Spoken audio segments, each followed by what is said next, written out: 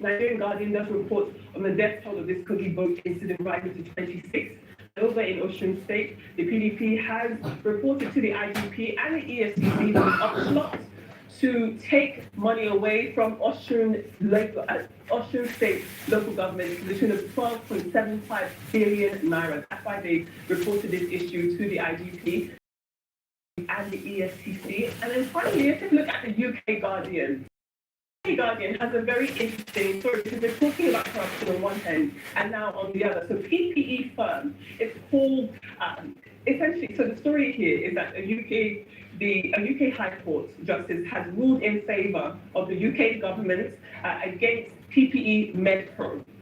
So PPE MedPro is a company linked to a member of the UK government. Her name is Baroness. She's a Tory, a Conservative Party peer, a Tory. Her name is Baroness Michelle Mone, and her husband too, Doug Barrowman. Now, both of them own this company, and they were able to secure a very lengthy and huge contract from the UK government, the Department of Health, during the pandemic, to the tune of £122 million. They were supposed to produce 25 million surgical gowns. Unfortunately, the gowns they produced actually weren't sanitized. They weren't able to be used, so it was a huge waste. So you've got the Department of Health taking them to court, and rather agreeing with them and saying that this company, PPE MedPro, has to repay them £122 million by the 15th to the 16th of October. So just another example there, of, as you said, so institutions doing their work to make sure that corruption doesn't happen on their watch. Love to hear your thoughts on our more brief stories as well as our newspapers. Number one, if it was in Nigeria that happened, will partner with PPE MedPro and they will do a deal and they will share money amongst themselves. Because till date, the people too that made money from delivering materials during COVID, we've not even had a holistic COVID probe in this country. You know, a lot of probing we took ways and means, what trillions of naira. Till today, where are the beds that they bought? Where are the medical equipment that was purchased? So, I mean, it just goes back to the Nigerian mindset. And I'm not surprised that Mr. Fabio is saying that some governors will still become. You know, in Nigeria, there's no ideology in politics. If Nigeria was like America, that Trump was handing off the governors, people like them that have been used would have become to the Republican Party. But here, once they face more pressure, they become, because it's never in the interest of ideology. Their party does not have ideology. They don't even believe the party in which they run. The party for them currently is just an SPV to get into power. And when they get into power, it's how to take money for them and their generation. It's not about service. And that's why that keeps going on. Kudos to presidents like the president of Colombia, that is challenging Trump and is saying and challenging the Israelis and saying this will not happen. At first, his visa was revoked because of a protest. Now, some Colombians were affected in the flotilla, where it also affected Greta Thunberg, and he says no to it. So it's severing ties with Israel. In fact, prior to this time, he used to have a lot of military contracts with the Israelis. I saw the other day that he was trying to start producing locally made weapons in Colombia, just to be able to cut the Israeli dependence. And except nations stand tall, don't move anywhere. What is happening? People are getting tired of Rajoelina. Because when the economy does not move, it is just something little that will trigger them. In this case, somebody was telling me yesterday that at least they even have government provide water. The case is different in Nigeria. People don't even protest because of water because government has not provided anybody water. It is still in the same country that you build borehole, government will collect the money from you. But people are irate. They are saying he's not able to deliver on the dividends of democracy, and it's just all talk. And it's been a cycle of bad leadership. Is this from the time of Marc Ravalomanana? That's the same problem in Madagascar. And it's not only Madagascar. As we speak, Morocco, that we thought was a bastion of stability, is also having their problems. There's protests. Gen Z consider protests in Morocco. Why? They see the government spending a lot on the 2030 World Cup, but they don't have basic infrastructure like health, another basic sanitary infrastructure. So the people too are also on the streets. And that's why we keep calling on government that they must do better. We forget that government is there to serve people. And Morocco should watch it. Because Morocco can be very volatile. Although over the last 40 years they've not been volatile. But if you check their history, there was a time this current king's father was on the throne that they had 2 coups attempts. The first coup attempt in the 70s was during his birthday, I think his 42nd birthday, where people came out, military men were shooting, and he killed a lot of diplomats that day. The second coup attempt was when they tried to shoot his plane in the air. All of this happened in the 70s. And after this, it made him look more at the interests of the people. So if Morocco is going through this, Madagascar is going through this, it's a clarion call on leadership. And if leadership doesn't do better, we don't get better, we don't see better. When talking about leadership, I think we'll have to talk about the state of protests led by the young population, Gen Zs, as they're referred to. We talked extensively about the Nepal protests. We also had the Indonesian protests earlier this year. And now Madagascar Lukom, or Madagascar's turn, as it were. And what are the people crying for? What are they asking for? They're asking for good governance. They're asking that the government of the day provides basic infrastructure in with regards to water and electricity, power, for them to function. And these are not big asks. And this is why a number of these young people have come out to the streets. The unfortunate thing is that also a number of them have lost their lives. The police in Madagascar have declared a dusk to dawn curfew as a result of the protests which started last week Friday. In fact, the United Nations reports that 22 people have died, even though the government, the Madagascar government have disputed that figure. But we see what's happening, and people don't have to lose their lives to get good leadership. And it's a signal to the rest of the world as well that after a while, when people have been pushed to the wall, then they're not even afraid of death, as it were. They're looking forward to just fighting for their nation. And so we don't have to get to this point. And I mean, we hope never to get to this point whereby people have to lose their lives or property lives are destroyed as a result of the people asking for fundamental, basic access to infrastructure and better livelihood. Now, beyond that, Adefemi, coming back home to Nigeria, talking about leadership and infrastructure, tying into the story that you brought up around Benue, Katsina, and Niger State, young people not having access to the classrooms because of insecurity in the state. I think this is big news because it affects a number of things. We often talk about education being the passport to a better life for many young people. It's the It's a vehicle by which people from different backgrounds can aspire to more and aspire to better. A nation that does not educate its people is a nation destined for failure. And so when we are talking about young people and why people are attracted to even go into or lured to by terrorists to join these groups, it's because they don't have an alternative. And it ties in with an interview done by the Daily Independent, and they interviewed Professor Uche Azikwe, who is the widow of former President Nnamdi Azikwe, who talked about sustaining the legacy of leaders that have gone past in terms of free education. But beyond free education is quality education. You can have free education in these states I've mentioned, but if the people do not even have access to the classrooms, you can have a policy on free education as much as you like, but there's no benefit to the people because the places are unsafe.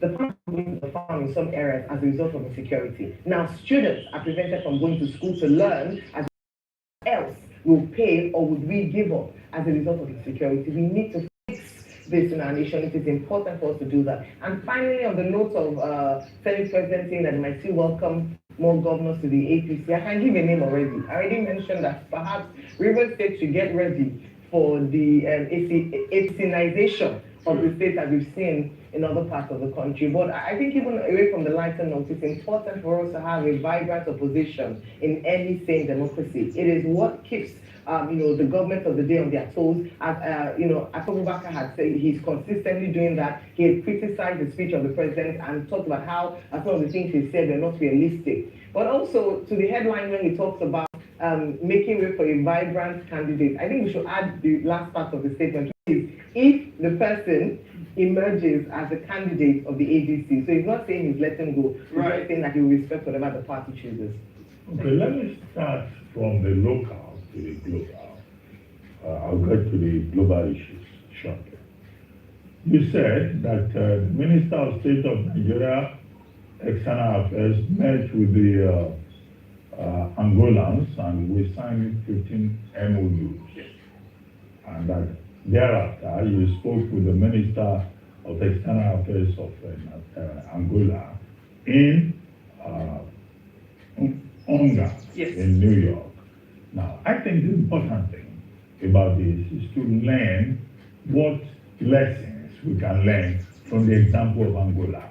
Nigeria used to be ahead of Angola in terms of crude oil supply, in terms of participation on a global scale in the oil and gas industry. Nigeria is today behind Angola because we mismanage our own opportunity, because we mismanage the edge that we had in that regard. I think that memoranda of understanding, 15 of them, signed by Nigeria and Angola, should be about how we can learn from Angola. Primary lesson. How Sonangol, that's their national oil company, is working. And how all the multinationals, Total Energies, Shell, and Chevron, are leaving Nigeria and going to Angola and other places, including Chad, including Guyana. How do we mismanage our own space that people are running away from us? Going forward, that is the big lesson. There's also a lesson from Madagascar. Madagascar, where the government, the president, says he has sacked his energy minister, he has dissolved the government, he has sacked the prime minister in response to the Gen Z rebellion over what? Power and water cuts. Power and water cuts should be something that Nigerians are very familiar with. And we have in Madagascar where young people are rebelling. Now, what we see there, again, is a question of lessons. Lessons about the power of the Gen Z generation. Lessons about the power of social media. That revolution was, ignited, catalyzed by protests on social media. In any case, Madagascar has always had problems. They too became independent in 1960. Their own independence was in June. Our own was in October. But they have the same problems with us. Water supply, electricity supply. Nigeria can learn a lesson from that. That young people can rebel President Tinubu only yesterday was appealing to the young people of Nigeria that they represent the future. He will do a lot for them. It is a promise that he has to keep. Because as we have seen in Madagascar, and as we have also seen in Nepal, the anger of the youth can be catalytic for, collapse, for danger, for destruction in a country. And we had a glimpse of it. When was that? When Nigerian youths rebelled under NSAS. And so President Tinubu said he is committed to serving the youths of Nigeria and providing them a more fruitful future is correct. Now, you talked about Colombia. Gustavo Petro, when he spoke at the UNGA, United Nations General Assembly, said United States is violating international law. The United States revoked its visa to the United States. He said he doesn't care, that he's a free citizen of the world. He insisted that President Trump is a criminal and that the world army, the army of the world, should go after President Trump. Now he went back to Bogota and he sent a flotilla of humanitarian aid workers. And Israel said they have crossed 150 nautical miles and they were detained. 2 women were detained.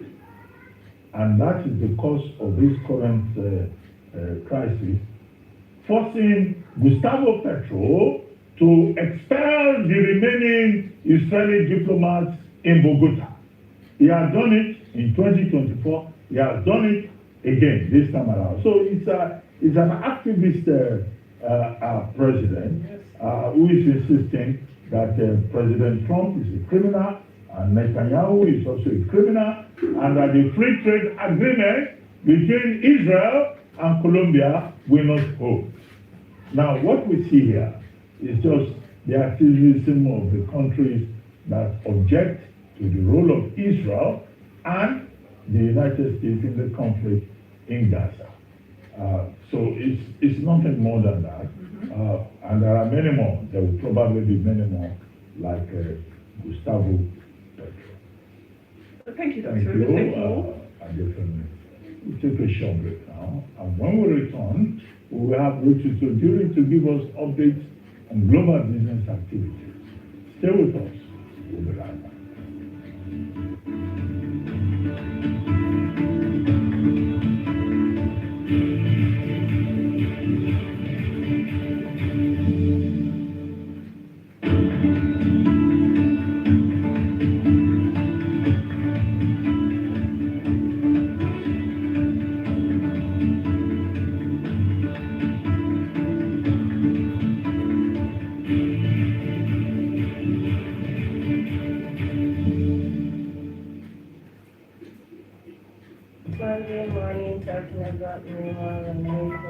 Starting and growing a business can be tough, That did.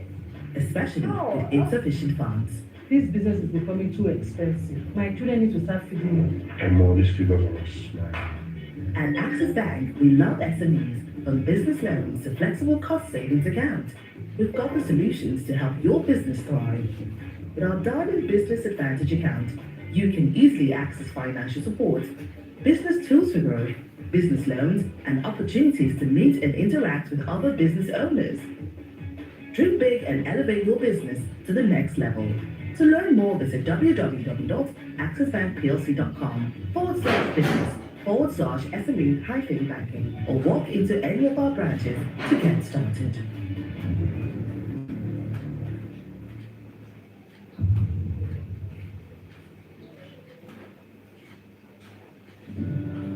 Every day, Nigerians are pushing forward. We may live different lives, in different places, but we share the same hope. That progress isn't just promised, it's felt. Reform shape how we learn, how we earn, and how we live. NES 31, the Reform Imperative, building a prosperous and inclusive Nigeria in 2030. This October, let us come together to shape the future, because the tomorrow we want starts with the actions we take today. Join us from October 6th to 8th, 2025. To register, visit nesgroup.org/31.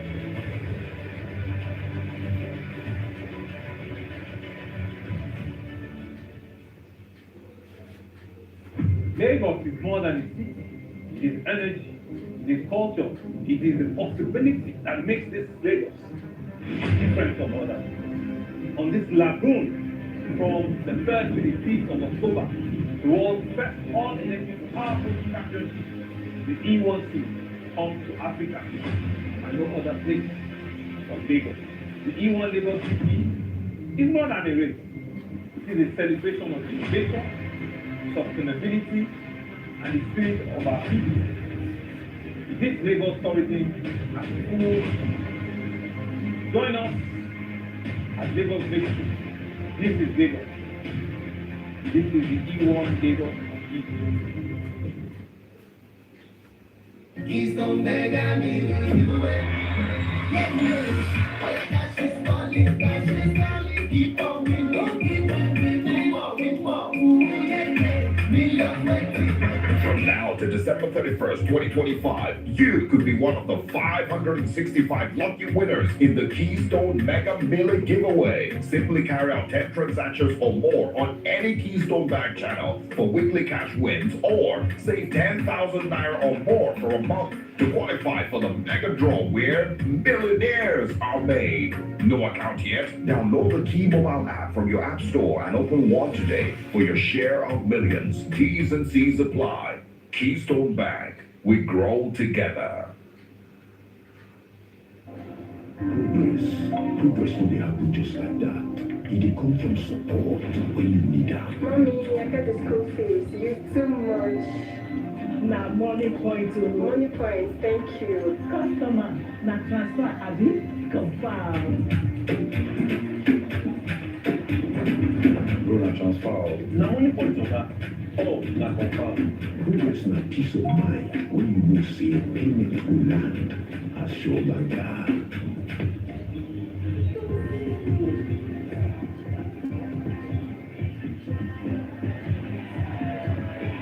Progress na small win wey dey carry person go far.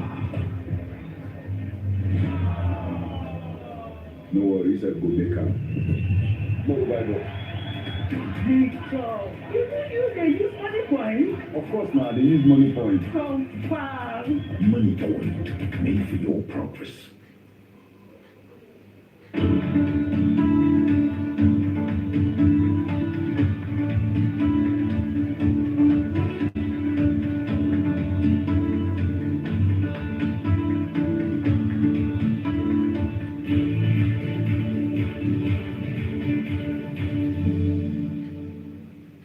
Welcome back to the morning show here on Arise News. Now for global business updates. Lotus Kuduri joins us. Good morning, Lotus. Good morning, Dr. Abati. Good morning, Ira. Good morning, Rufai. Good morning to all our viewers out there. Lots of things happening in the business world. We begin with the Asian markets, and you can see it's all green. Particularly the Hang Seng, 1.7% gain over in Hong Kong. Goldman Sachs has put out a note upgrading Alibaba, saying that Alibaba's artificial intelligence intentions and their spending is basically going to give about a 40 or 45% upside on the stock. That's for Hong Kong. For the Kospi, which hits a new high, look at that, 2.88% over in Korea, 3,556. This was based on a deal that's been signed between OpenAI, Samsung, and SK Hynix. SK Hynix and Samsung, of course, make chips. Samsung, of course, we all know, makes all types of electronics. But there was a big high-level meeting that took place in Seoul. And that was between Sam Altman of OpenAI, the president of South Korea, Jae Myung, and also J.Y. Lee of Samsung, Chae Tae-won of SK Group, and Sam Altman. So with this meeting that they had in Seoul was basically about OpenAI being able to make new data centers, or rather build data centers in South Korea. In fact, I even hear they signed an MOU with South Korea's ICT ministry, their digital economy ministry, basically in order to build more of these essential data centers. Take a look at a couple quotes from OpenAI in the statement that they put out there. They said these partnerships will focus on increasing the supply of advanced memory chips essential for next generation AI and expanding data center capacity in Korea. They also said, this is key here, this second quote is key, said this positions Samsung and SK as key contributors to global AI infrastructure and supports Korea's ambition to become a top 3 global AI nation. Who are the top 2? Everybody knows it's the US and it is China. OpenAI also completed a share sale in their company that values them at $500 billion. This basically is OpenAI's employees giving them shares that give them ownership in the company. They were allowed to sell out some of those shares to private investors. It was a $10 billion allocation. They only sold 6.6, meaning that the employees of OpenAI want to hold on to those shares because they believe that at one point, whenever the company becomes public, they will reap that benefit. $500 billion, to put that into perspective, is around the size of Netflix. Netflix is a market cap is about $509 billion. So and this actually puts them ahead of Elon Musk's SpaceX, which is actually valued at around this much. It actually takes them a notch above SpaceX. So OpenAI is just signing big deals around the world. So we move on from there to the G7. The G7 is planning on seizing, or rather using the seized assets of Russia, about 140 billion euros worth, to give a loan to Ukraine. They've been talking about this, but there's some legal issues. Belgium has been holding back, Hungary has been holding back, but it looks like they're moving closer to that because, as you know, the US is now selling weapons. The US is no longer giving grants to the Ukraine or to Europe anymore for their weapons.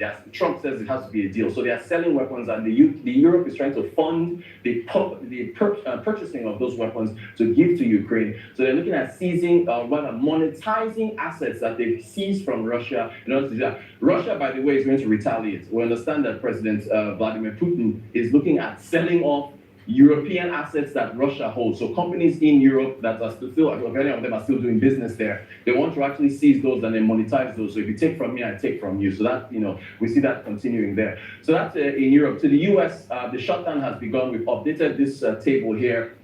President Clinton had 2 shutdowns back in the 90s. Obama had one in 2013. The last 3 are all Trump. In his first term, January 2018, December 2019, and then his second term, October of 2025.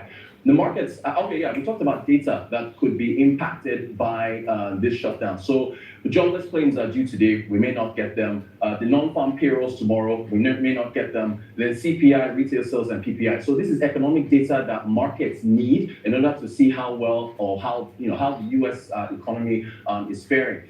But the markets ignored it. The stock markets are like, look, you know what? At some point, they'll probably work this stuff out. New highs for the S&P 500, and I think even the Dow Jones. So all the markets in the U.S. closed in the positive region yesterday. And by the way, we did get one job data point from ADP, which is private sector payrolls. And September, they actually lost, the US on the private sector side, lost 32,000 jobs. The forecast was a 51,000 job gain. August was initially 54,000 gain. It was revised to a 3,000 job loss. So on the private sector side, the US labor market is still showing some weakness. And that is going to give some cause for concern, but the markets still keep going up.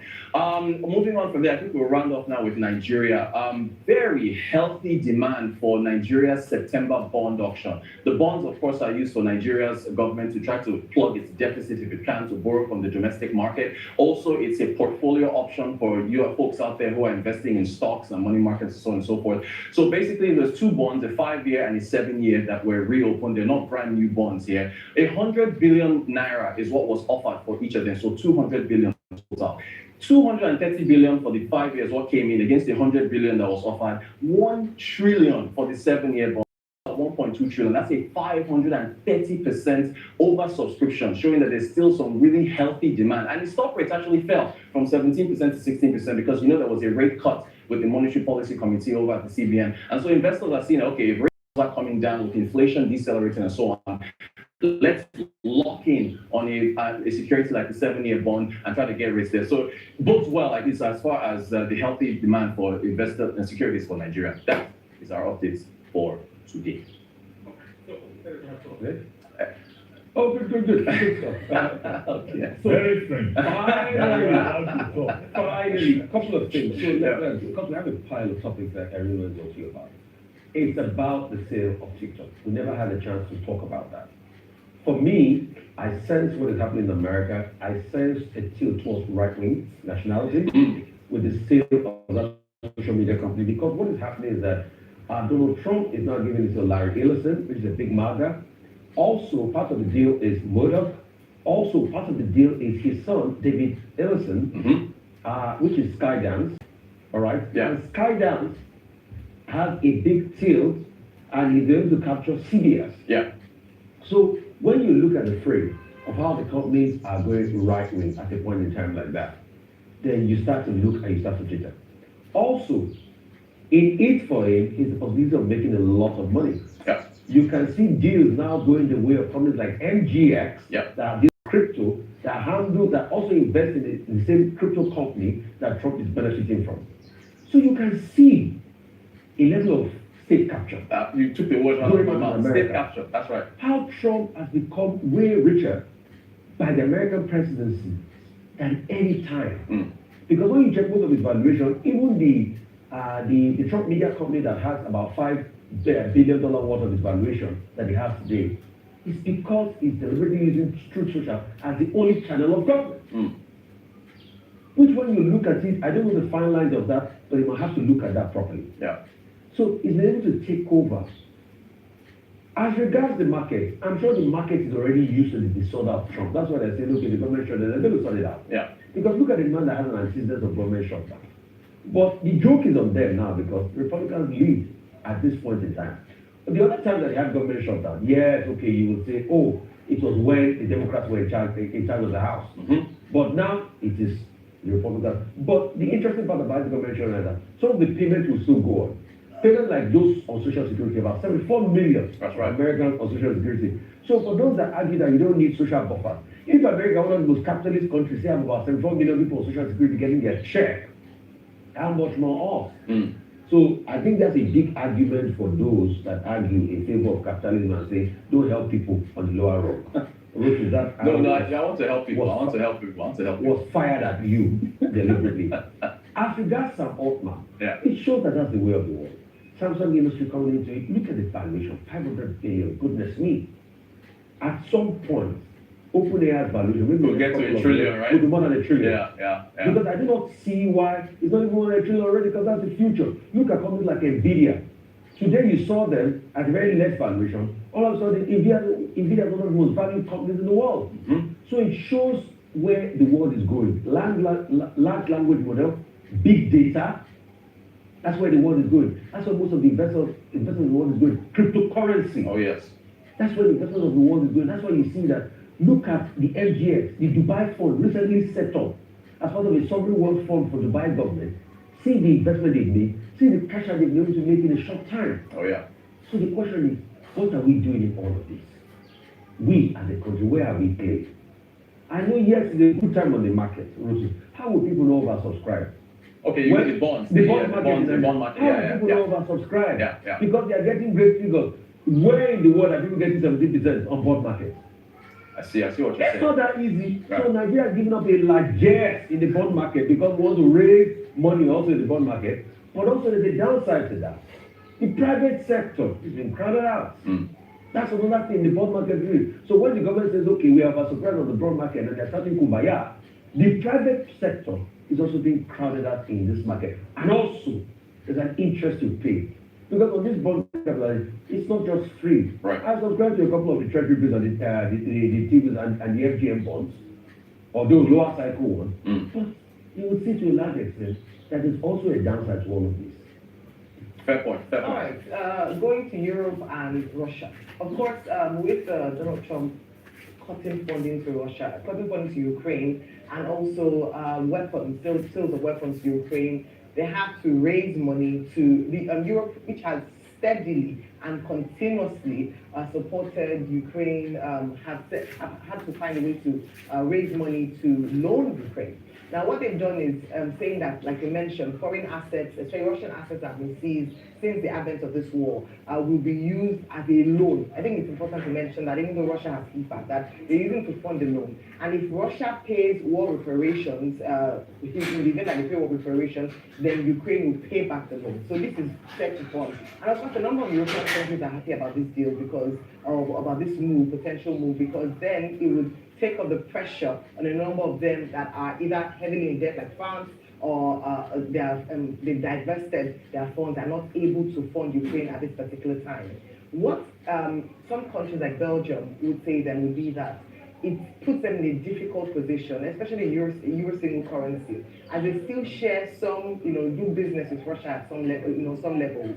And I'm thinking perhaps this should be applied to some assets of our leaders here. Maybe they can repatriated back home to fund some critical infrastructure. And I hear, Rotos, that the EFCC has actually started something like that, that there have been some private deals done with some, some people who have looted money. And part of that money has been used to pay civil servant salaries, even here in Nigeria. So maybe we should look at, dipping that a little bit, so that rather than the money, asking to come and going after cases that never have, see the light of day, let's take back these funds and actually plow it back to the lives of people most in need, as the European Union is looking to do with Russia. I don't know to what extent that would succeed, but it looks like a number of their countries, member countries, are supporting this. A few of them iffy about it, not very sure about it, but this might be the solution to funding for giving the loan to Ukraine, to fund the war, or for Ukraine to bid. But another thing might be, with Trump's turnaround at the UN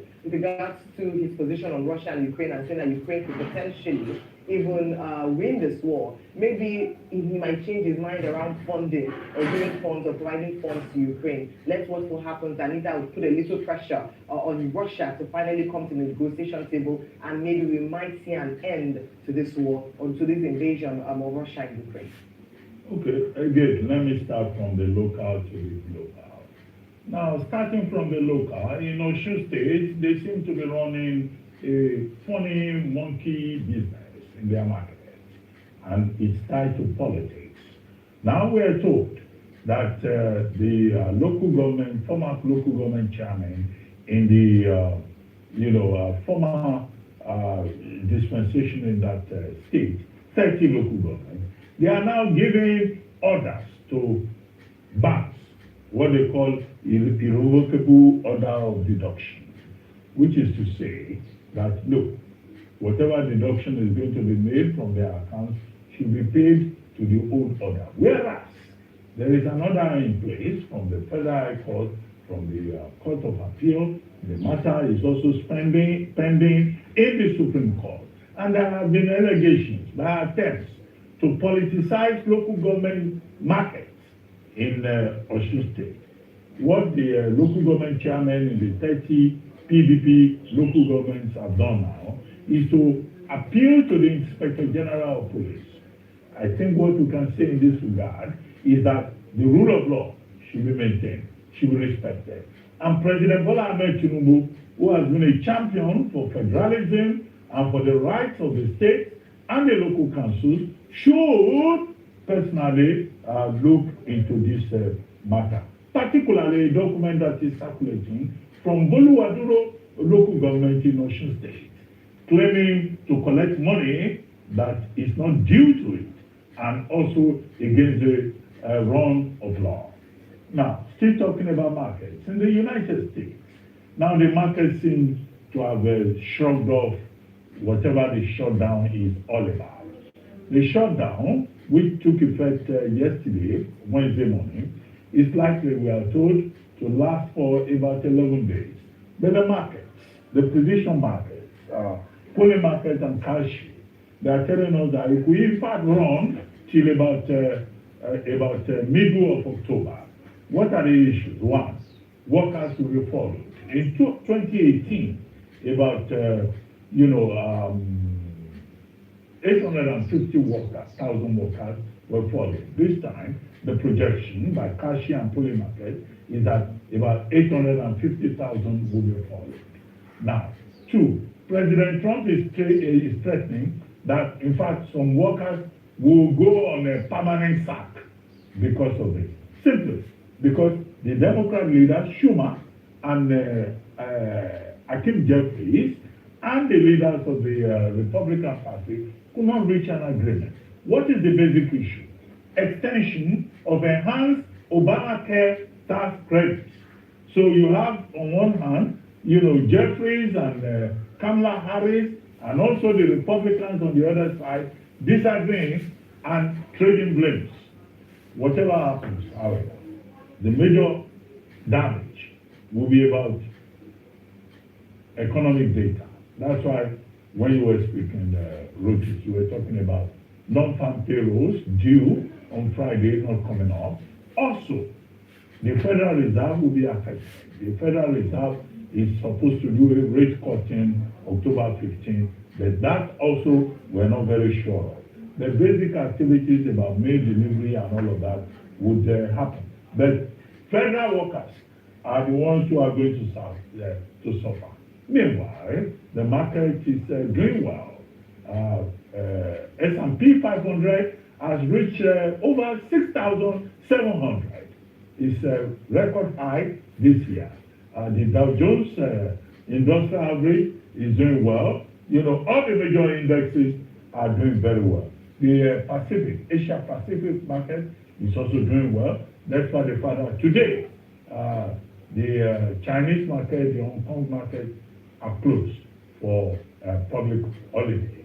But generally, the market, the investors seem to be shrugging off what is called the September course. Somehow, we survived the September course. Anyway, thank you very much, Rotus. All right, thank you very much, Rotus. Time for a short break now. When we return, Aaron Akinjola will be here with Global Sports Update. Stay with us.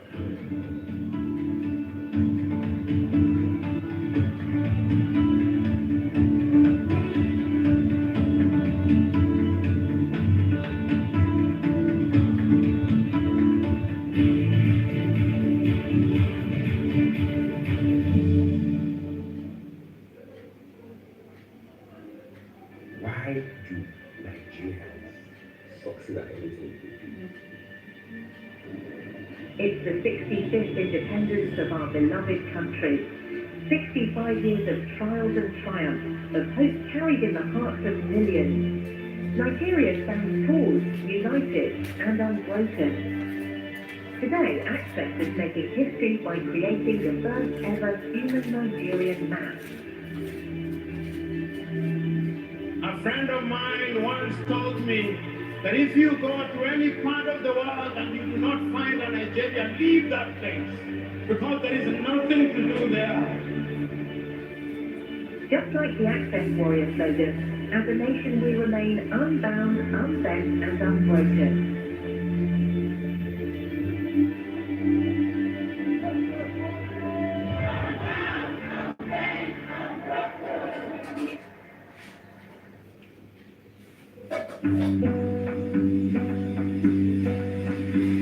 My morning now when they bring me, I know they shake, no matter the condition.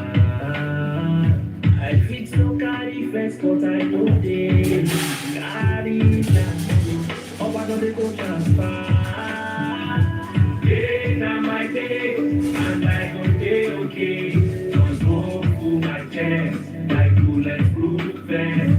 Today now my day, and I go day okay. Cause they reach my thoughts, the fire could be born. Naija go sweet oh yeah. The fire could be born. This message is from Hopewell Initiative, a movement committed to the well-being of citizenry through advocacy for good governance and progressive ideals. Hopewell Initiative for the greater good of all.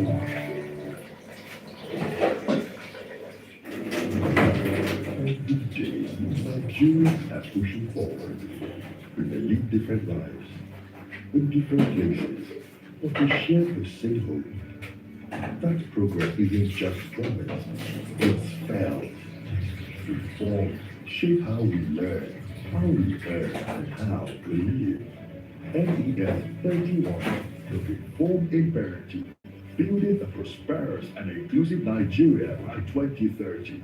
This October, let us come together to shape the future, because the tomorrow we want starts with the actions we take today. Join us from October 6th to 8th, 2025. To register, visit nesgroup.org/30.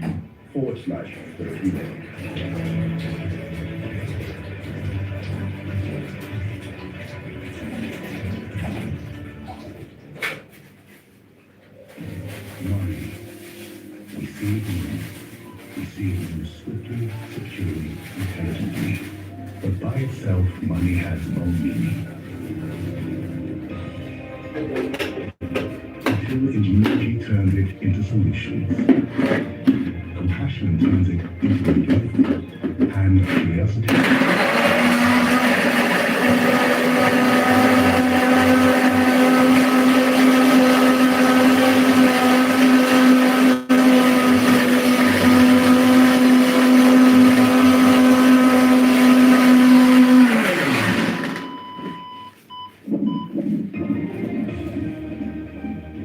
Switch, we don't just need money. We give people willing, so that when it matters the most, we don't lose our own moments. Into Switch, never stop. Lagos is more than a city. It is energy, it is culture, it is the possibility that makes this Lagos different from others. On this lagoon, from the 3rd to the 5th of October, the world's first all-electric power championship, the E1C, comes to Africa and no other place but Lagos. The E1 Lagos GP is more than a race. It is a celebration of innovation, sustainability, and the spirit of our people. This Lagos storytelling has full. Join us at Lagos Victory. This is Lagos. This is the E1 Lagos.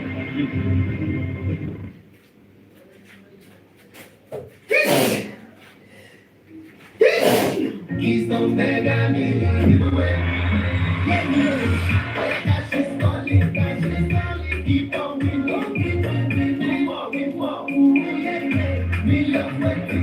From now to December 31st, 2025, you could be one of the 565 lucky winners in the Keystone Mega Million giveaway. Simply carry out 10 transactions or more on any Keystone Bank channel for weekly cash wins, or save 10,000 naira or more for a month to qualify for the mega draw where millionaires are made. No account yet? Download the Key mobile app from your app store and open one today for your share of millions. T's and C's apply. Keystone Bank. We grow together. My name is Austin Azoko Kocha, but we all call me JJ. That's because I was so uncomfortable with naming twice. During my days as a professional footballer, I played as an attacking midfielder. No one could stop me, not even malaria, when not criticized. Now you too can be uncomfortable if you use Lonart against malaria. Lonart, a combination of Artemata and Rifampicin. Lonart, be unstoppable.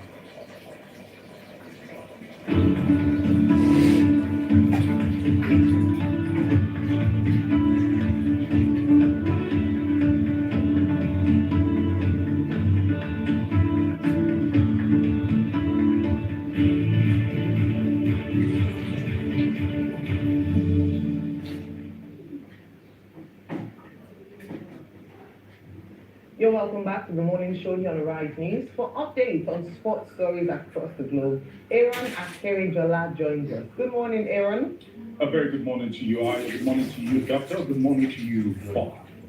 Let's start it off with the blockbuster fixture yesterday, the UEFA Champions League, which saw Barcelona host Paris Saint-Germain, the current holders of the UEFA Champions League, and one man, Nuno Mendes, shone like a million stars, and the biggest of them all has to be this particular amazing run into the half of Barcelona and squaring enough for his own teammates to actually score. And people said he got the very best of Lamine Yamal. But speaking about Lamine Yamal and the Champions League, let's talk about Lamine Yamal himself, who was a threat to Barcelona's defense on the day and showing the credentials why he is one of the best players in the world. And some are saying that this is exactly the reason why some felt he should have won the Ballon d'Or. But give it to the Belgian remarkable season. And moving away from all of this, and let's actually look at some of the results that actually came in. Of course, Royal getting 2 goals on the day against Sporting CP. Fantastic one for the man who could not find a foot in Manchester. Talking about Manchester City drew 2-2 with AS Monaco, with Eric Dyer scoring the late goal. And I must say, at the moment, Martinelli is as fire and helping Arsenal against Olympiacos. Juventus being held by the Yellow Submarines 2-2. I must actually say another very, very massive game there. And Borussia Dortmund put it to sort Athletic Club. Talking about 4 goals to 1 was how we actually ended. So as it stands right now, you look at the UEFA Champions League, it's squaring up margin. Later on today, of course, Europa League will kick in for the first stanza. But away from that, let's bring it back home and talk about our Flying Eagles, because our Flying Eagles know that the chances of progressing at the ongoing World Cup will rest on the fact that they beat Saudi Arabia tomorrow. Of course, Nigeria versus Saudi Arabia, a very key fixture to look out for. Looking at the African playing Brazil versus Morocco, Egypt versus New Zealand, and South Africa against New Caledonia. So we'll be focusing on that one ahead of tomorrow's massive fixture against Saudi Arabia. Remember, in the opening exchanges in this particular World Cup, the Flying Eagles did lose their first game 1-0, so they'll be hoping to amend and also push forward.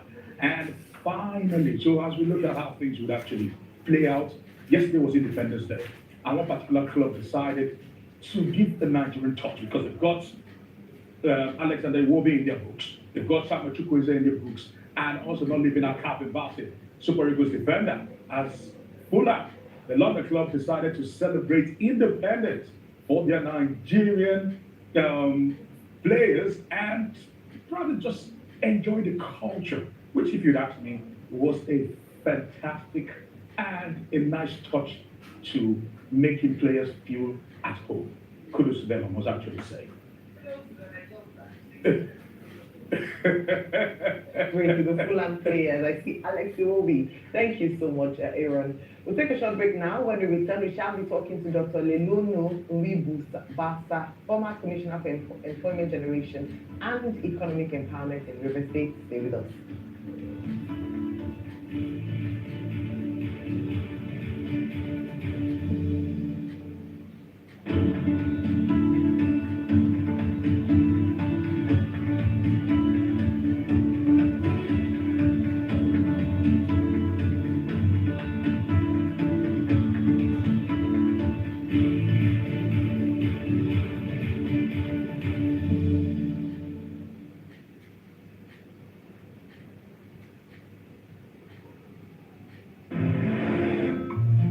Guy, with the rising cost of things, we need to plan our next move.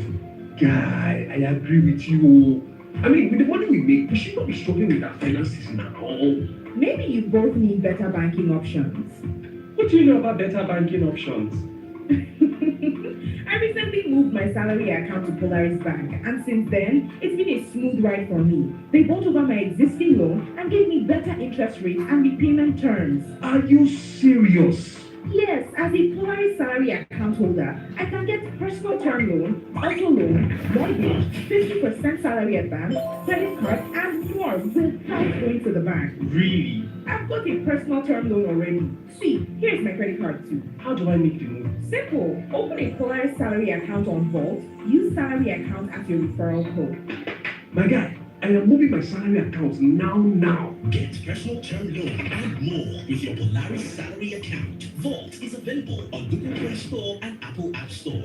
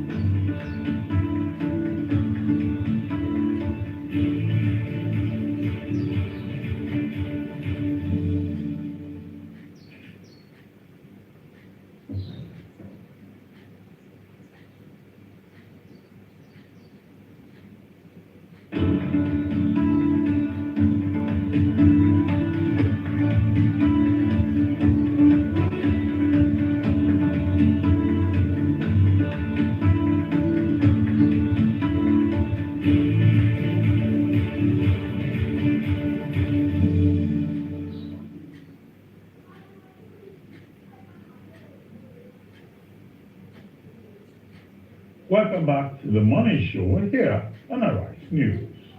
As plans to resume oil exploration in Ogoniland are in the pipeline, all attention will be on how the federal government intends to correct the wrongs of the past and ensure that beyond its intention of attracting responsible investment, the people of Ogoni can trust its promise of ensuring that community development is at the heart of national progress. Speaking during the presentation of the Ogoni Consultations report at the State House in Abuja last week, Tinubu said that the milestone reflected the spirit of the government's renewed hope agenda, which commits to building a stronger country, attracting responsible investment, and ensuring that community development is at the heart of national progress. Joining us now on this show to discuss practical steps that need to be taken to fast forward the federal government's return to Ogoni for oil exploration is Dr. Lelonu Nwububata, former Commissioner for Employment Generation and Economic Development in Rivers State.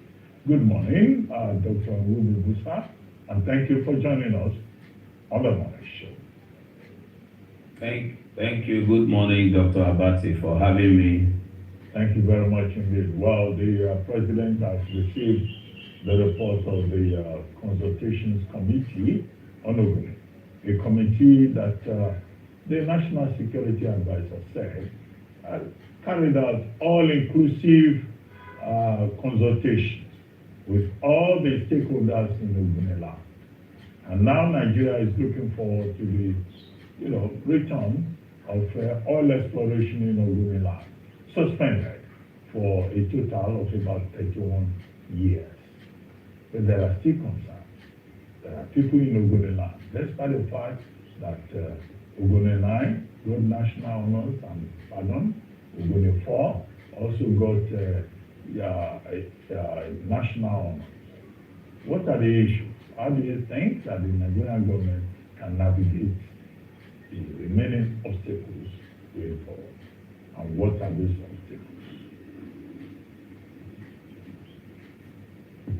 Well, thank you, Dr. Abati.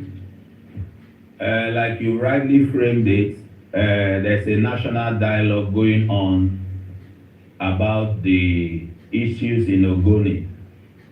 Oil exploration is only one of the issues on the right-hand side of the equation.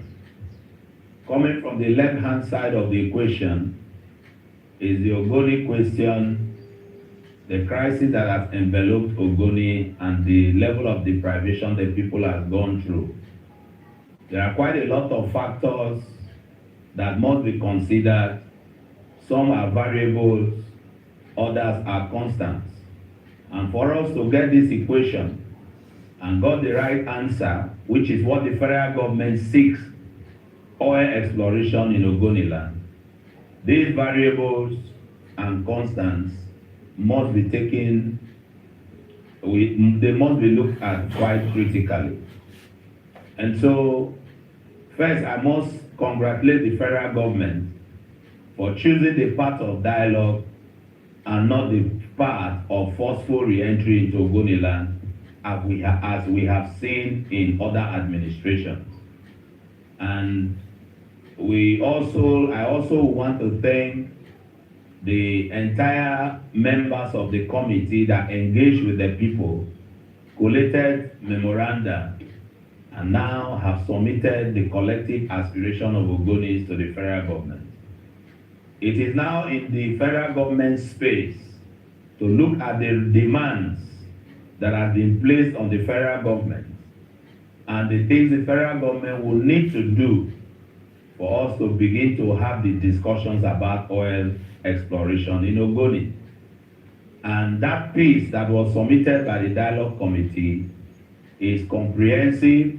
It represents the views of the common Ogoni man in every sphere and in every profession, looking at the people from the very base of the pyramid and even to the top of the pyramid. All right. And these things are not new. It's still part of the request that was made through the Ogoni Bills of Rights. And it borders on 3 thematic areas: the issue of political autonomy, the issue of an economy where we should have a fair share of, and of course, the issue of environmental remediation. These are the things that have been broken down into pieces and have been given to the federal government to implement so that this discussion can start. All right, thank you, Dr. Inwi Bubasa. Now, I hear you, but there's some groups, prominent groups in Ogoniland, who are saying that they've not been involved in the process, and they accuse the federal government of shrouding this process in secrecy. One is MUSOP, Movement of the Survival of the Ogoni People. They said that even the report that was presented to the president, they were not part of that process. They were not consulted, they have no knowledge, and that the federal government is not being transparent. And in order for them to move forward, they have to include and involve all stakeholders and make the process transparent. Have you heard about this, and what do you have to say about that? Yeah, thank you very much. In every negotiation process that has the enormity of economic value that this entire issue in Ogoni carries, you definitely will have people who may vary in their approach and in their thinking. And so what I want to say here that I have seen the report that was submitted to the federal government, and I have seen all the signatories over a 50-member committee drawn from all the local governments of Ogoni. It cuts across traditional rulers and different leadership. I feel a bit sorry for the group or probably faction of MUSOP who may not have been invited. But I can assure you that MUSOP leaders were in that meeting. Former MUSOP leaders, present MUSOP leaders were in that meeting. But very importantly, and we need to note this, it is not about who was represented in that meeting. I'm a leader in Ogoni, but I wasn't in that meeting, and it doesn't give me any reason to worry. So long as the message that was delivered by the people are the message that was presented to the president. And like I said, after the consultation, memorandums were collated, and everything that has been submitted to the federal government as of today is still hinged on giving a political autonomy to the Ogoni people by creating a state for the Ogonis, and of course the issue of economic participating in their own economy like it is done in other parts of the world. That in exploring the oil, there must be a community, federal government, and company relationship where the Ogonis must have an equity in the share of the oil that is coming from their land, beyond what our current legislations in the PIA and other models may provide. We are asking for a model that will protect our own natural resources, giving a fair proportion to us for our own development. And of course, we are saying in coming back to exploit oil in Ogoni, you must do it responsibly, respecting the environment. But beyond oil, as I've said earlier, there are other social injustices and inequalities that have been meted on the Ogonis through the years of military repression. The Ogonis are also asking for compensation around the deaths and killings that were done by the military during the period of military repression. We are also talking about equality in terms of position of the Ogonis in federal appointments and other things that are being done in this country. So it is just beyond oil. It is about the entire Ogoni question and the social injustice that has been meted on the people over the period of time. And of course, you could see that President Tinubu has also taken a step to grant pardon to some of the Ogonis who were martyred in the cause of this struggle. And this is a step that is quite welcomed by the people. So whoever is not satisfied should first of all look at Is it about your being present at the presidential villa or the message that was sent? Was it the message that was given by the people? And if it is the message that was given by the people, which I know that is the situation, I think people should share their interest of being at the forefront. Sometimes you can also lead from behind. But a lot of people argue that most of the things they're saying is affect the state creation of Ogoni land. That's how every area should get a state now. For good measure, other areas should have produced oil. They could also ask for states. Secondly, equal representation. How's that going to pan out? A lot of people have said the real crux of the matter should be the environmental degradation and how remediation can happen in that community. I'm looking for a structure at which we can build some level of infrastructure so that he's leading and people are going. But this other request you've asked, is not too far reaching? The states, how practical is that? Well, Rufai, can I speak? Yes, sir.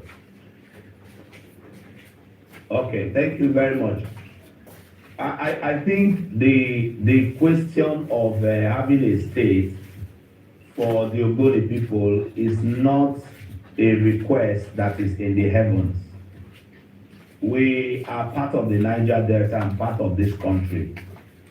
And like you have also opined on this station at several times, when the issue of restructuring of Nigeria and fiscal federalism have been canvassed, you can tell today that there are so many states in this country that are virtually producing nothing as at this day and are being funded by other states that is producing other resources.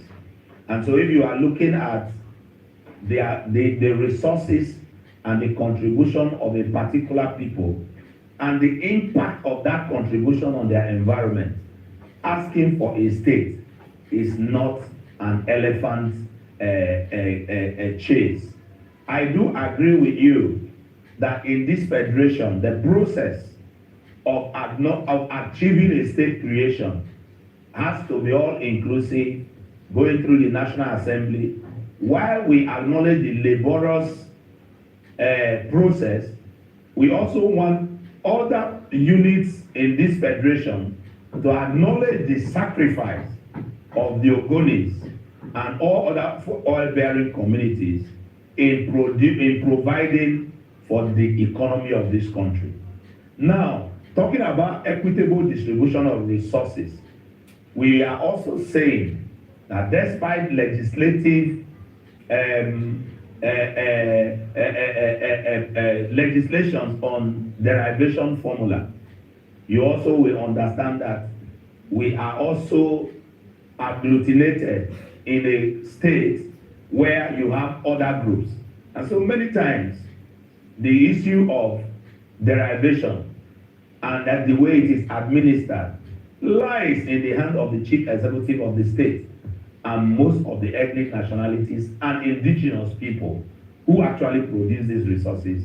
All they hear is we build primary school for you, we bring secondary school, we build roads. That is not just the development that people who are giving a fair share of their environment and livelihood to the country should receive. And so I want us to make this a national discourse, canvass it.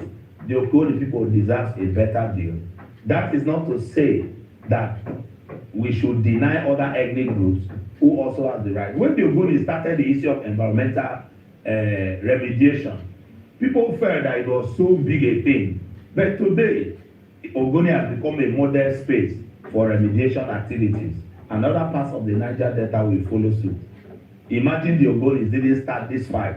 The NDDC was born out of the struggle of the Niger Delta and all of that. Dr. Nwubumisa, if you can just yes, address this subject in less than 1 minute. The issue about environmental remediation, IRED, which some people are also complaining about. Yes. The UC government has done well in that regard. 2, appointments for Ogoni people. Magnus Abe seems to be the best appointee from Ogoni land since 1967. And then you also have the demand for Buri State. You said earlier that these things are important to move forward, not oil exploration. Why should those issues become an obstacle when you have a president, President Tinubu, who says he makes well to move Ogoni land forward and bring back Shell and other explorers?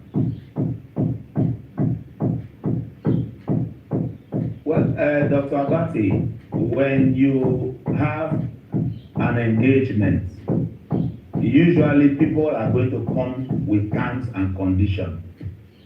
This is not to say that the list that has been presented to the federal government must be implemented 100% before oil exploration will start.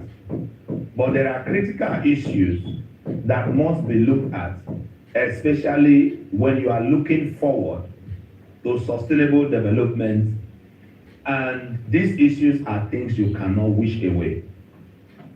Political autonomy, like I have said, it is not something that is way off the roof. Looking at the parameters of the several federating units we have today, what they produce vis-a-vis what the Ogonis produce. Now, talking about remediation, yes, we congratulate the federal government, especially as it was led by the late President Buhari, may so rest in peace, by stepping up and beginning and implementing the remediation program.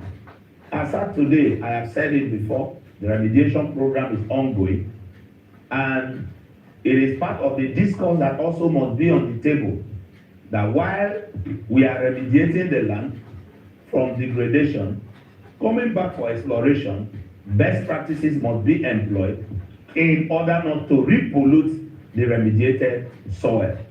So that is one key thing. Then talking about nominations into a place of appointment. The truth about it is, what is the effect? If you mention, I don't want to start mentioning names. Okay. What is the effect of some of such appointments on the people? Okay. You have a cabinet of several presidents over the years. I can't remember the last time, except under Obasanjo, that we had a minister for state water resources. So there's no Ogoni man in Rivers State that can be a minister. And so when we talk about someone giving an appointment to take care of bicycle resources and all of that, it doesn't make sense to me. We also need to be part of the core system of Nigeria as an indigenous people. Okay, Dr. Nrububusa, thank you very much for joining us. That's all we'll be able to take. We'll take a short break now. And when we return, we'll be talking to Debo Olugwamba, PDP National Publicity Secretary. Stay with us. We'll be right back.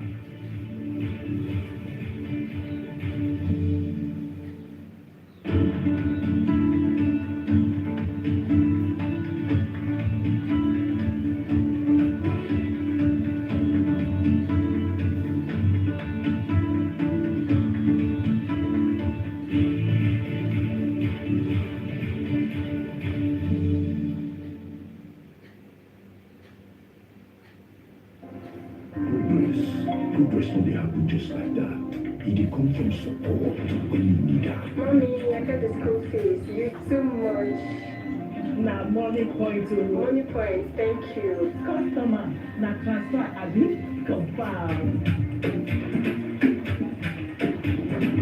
Bro, na transfer. Na money point of that. Oh, na confirm. Progress na peace of mind when you know say payment go land as your banker.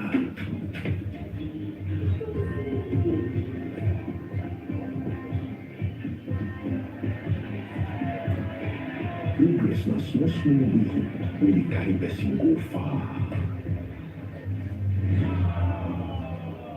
No worries, I go make am. No, bye. Victor, you dey use money point? Of course, now they use money point. Confirm. Money point made for your progress.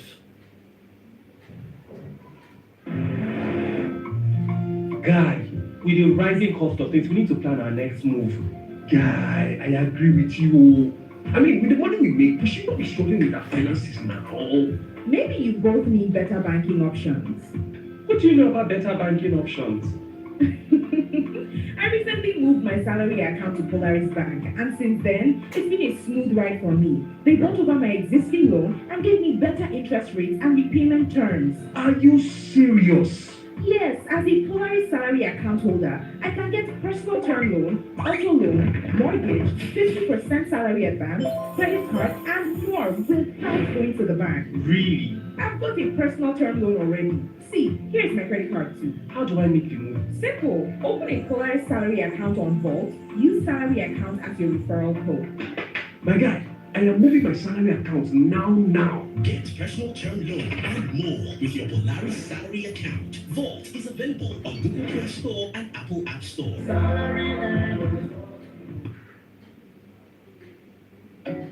The UBA Super Savers promo is back. Win your share of over 150 million naira rewards in our Season of Progress monthly and quarterly draws. There are amazing prizes to be won. In a star prize of 1 million naira for 20 winners and multiple cash prizes of 500,000 naira, 250,000 naira, 100,000 naira, and more. School fees grant to children and teens, pocket money for a year, airtime rewards, and lots more. To qualify, save 5,000 naira or more in your UBA savings account.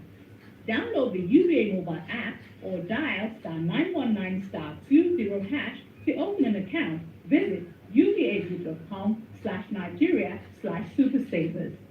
Terms and conditions apply. This promo is open to new and existing customers.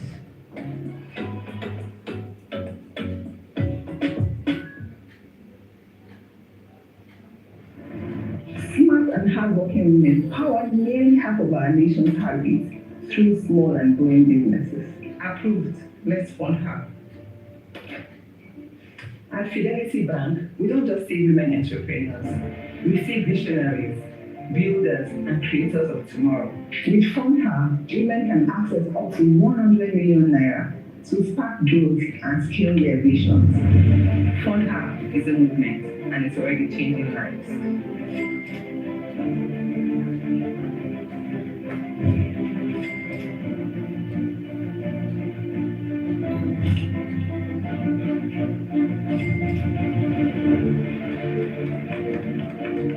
Whatever your business, Fund Her is there to support you with loans of up to 100 million naira. Growing your business has never been easier. To apply, visit the link below.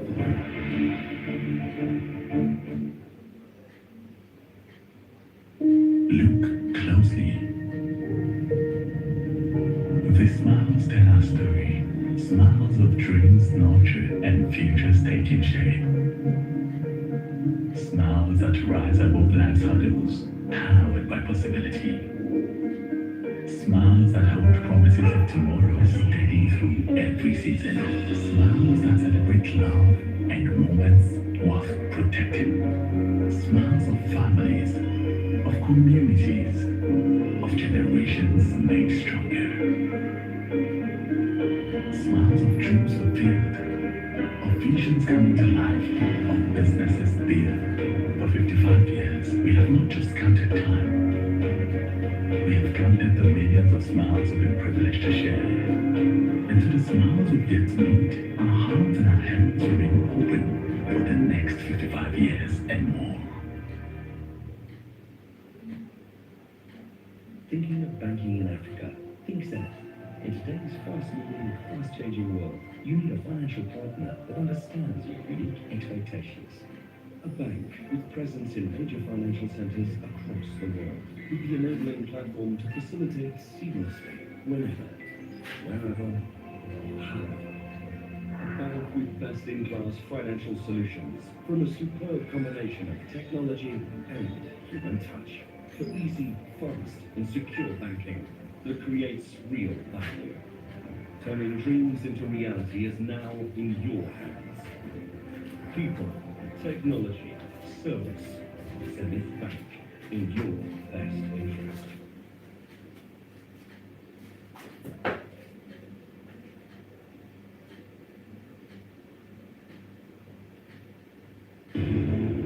coming soon to over 500 million smartphone users and 1.5 billion voices. Leke, the social platform for the world, out of Africa. By the founders of Arise and This Day Media Group, we're going to be launching with a big bang.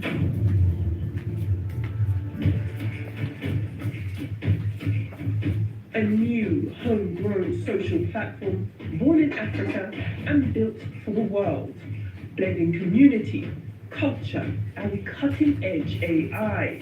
It's fast, culturally rooted, data-friendly, and designed to scale globally. A digital platform for youth, creators, and business. A one-stop shop to connect, share, create, and earn. It's time to end social media imperialism. This is Leke, a voice for all.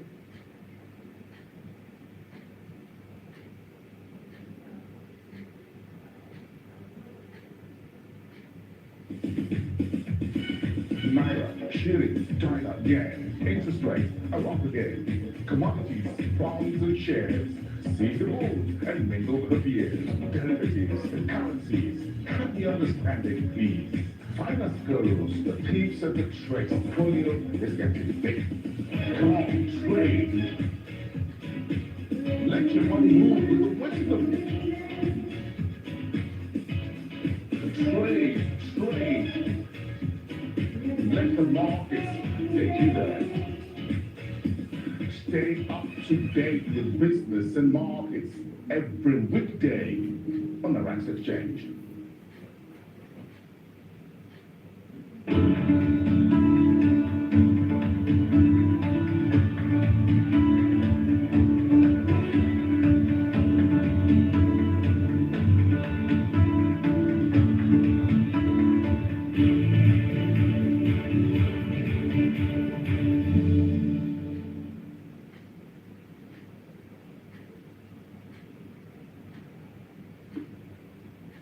Welcome back to the morning show here on Arise News. Joining us now with stories trending around the world is OG. Okay. Good morning, OG. Good morning, Dr. Abati. How are you this morning? Fantastic. Ayo, how are you this morning? I'm doing great. Perfect. Good morning. Rufi on fire. How are you this morning? Good. Perfect. Well, all right. Well, good morning to you, viewers. Let's begin what's trending. As Nigeria marked its 65th anniversary on October 1st, President Bola Ahmed Tinubu issued a direct appeal to Nigerians living abroad, calling on them to abandon negative portrayals of the country and embrace a more constructive narrative about the nation. The president gave the directive at the reopening and rededication ceremony of the 4,000 capacity Wole Soyinka Center for Culture and the Creative Arts in Igomu, Lagos. Tinubu emphasized the need for unity between citizens at home and in the diaspora to collectively build the nation. The president invoked Nigeria's heritage and the legacy of past generations, describing the nation as one shaped by brave forebearers whose values transcend formal education. Let's take a look at the ceremony. In diaspora, stop talking about Nigeria in a negative tone. This is a country of very proud people. We know what we are. It might not be because of education. There are a lot of educated relics around the world. It's about ourselves believing something we inherited from our parents as great forebearers. A nation of great people. Let's build this together.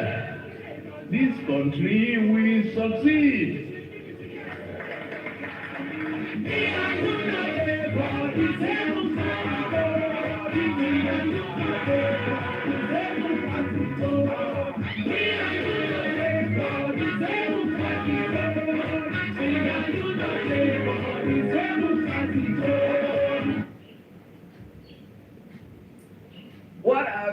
beautiful ceremony. Congratulations, Nigerians, and of course, Wole Soyinka. However, Tinubu's appeal for the diaspora to halt negative comments about the country comes at a time where many Nigerians living abroad have become increasingly vocal about the nation's challenges, from economic hardship to security. Tinubu's message may hinge on whether citizens see tangible improvements in governance and living conditions that justify the optimism the president is requesting. And I'll take a reaction, Ayo, before I come to you. Prophet wrote on X, he wrote, if the nation is truly rising, let justice rise with it. Let hospitals heal without bribes. Let faith be free without fear. Let the streets be safe without silence. We do not return because we're told to.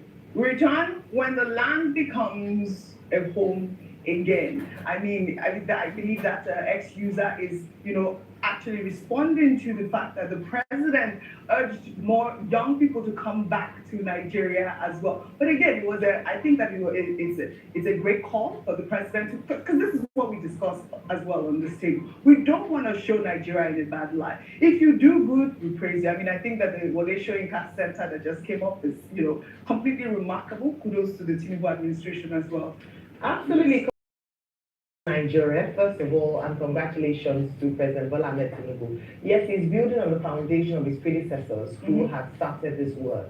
This project, the Wole Soyinka Center for Arts and Creative, for Culture and Creative Arts, was actually started in the last administration and was spearheaded, the funding was spearheaded by the CBN and the Bankers Committee under Gordon Emefiele. But like I mentioned earlier on, it's important that there's continuity. So the feather to his hat is that he saw it to completion and he actually relaunched it. It's beautiful. It's an overhaul of the 4,000 capacity main theatre. It's also his commitment to tapping the potential of the creative economy in Nigeria. He's often said that by 2030, Nigeria has the potential to hit 100 billion in terms of contribution to the GDP by the creative arts, creative economy alone. And so that's one thing that we like to see. I also want to applaud those who have continuously, despite harsh circumstances, been able to continue to promote culture and art. Bonale Austin Peters staged the Fela stage play there, and it was brilliant to see that. I've had the opportunity to watch it, and it's colorful, it's bright, it's beautiful to watch, and it just speaks about everything that's proudly Nigerian. Now, talking about proudly Nigerian, the president also used the opportunity to call, in that state, of course, I'm sure you must have felt euphoric. At that event, seeing what his administration was able to give birth to, or to produce. Now, one of the things we've said is that Nigerians abroad want to come back home. And that's why you see that even when it comes to news and current affairs that happen in Nigeria, a number of them keep abreast of what is happening because there's a deep interest. The Nigerian diaspora contributes significantly to their remittances to the Nigerian economy. And so if given the opportunity, as that ex-user put it, that if the healthcare is good, if education is accessible, we'll have them coming back in droves. And this happened, I think, during the Jonathan administration, where there were a lot of Nigerians coming back because of the boom in the economy. A number of them came back home to set up businesses, because at the end of the day, you are Nigerian first, for a number of people who identify as that. And so there's no place like home, literally. What they're asking for is simple. It's for the government to provide an enabling environment for them to thrive. For young people in Nigeria who do not want to go abroad and suffer some indignity in their first few years trying to transition to a new country and climate, to stay back home and actually build our nation. In calling for that as well, I'll end on this note.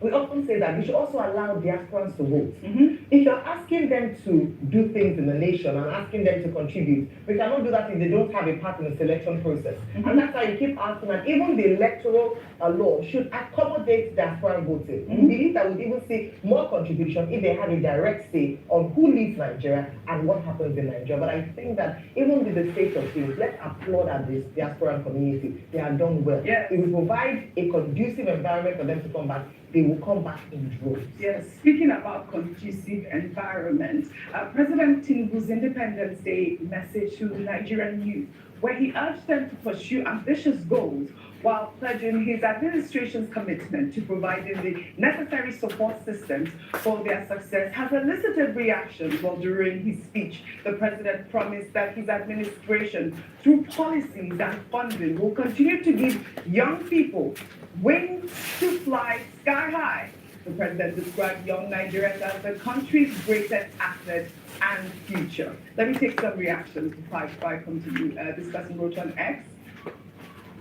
I mean, I believe, speaking about even just what happened to our Soto Chukwu, a lot of Nigerians were reacting to this comment because it came right at the same time Nigeria was celebrating independence. This person wrote on X, but someone came down from UK to see her country work again by doing the little she can with the skill set God blessed her with.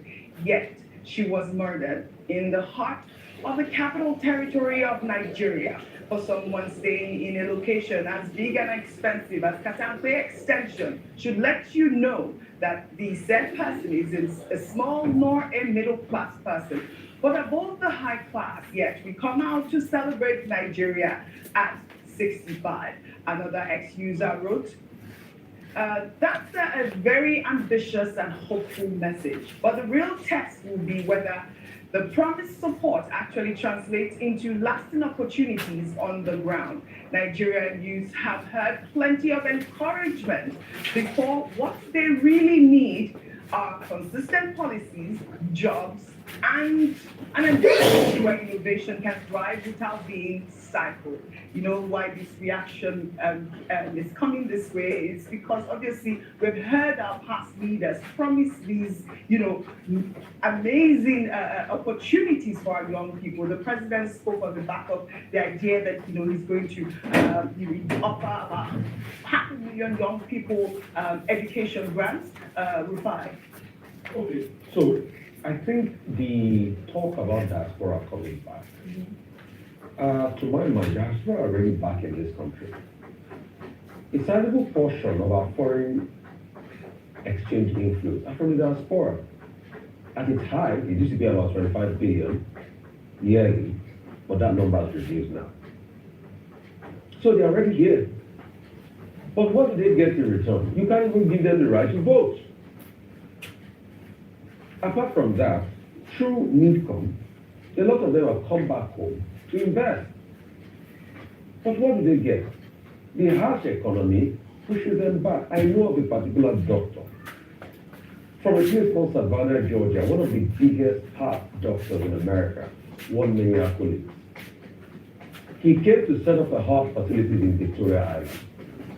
After many years, he had to sell the facility because of the state of the economy and the struggle in the medical sector. So they talk about urging them to come back.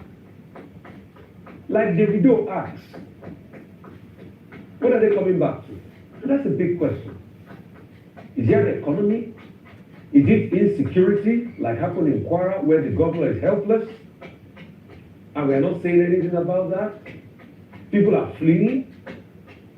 Is it the fact that bandits that have a good time meeting, granting press conferences, taking photo up with governors of states? Is that what they're coming back to? Yes, we know Nigerians are bright, they are innovative. But the last part is their country fails them. Why is it that the same Nigerians that struggle to thrive here go to other countries and they succeed?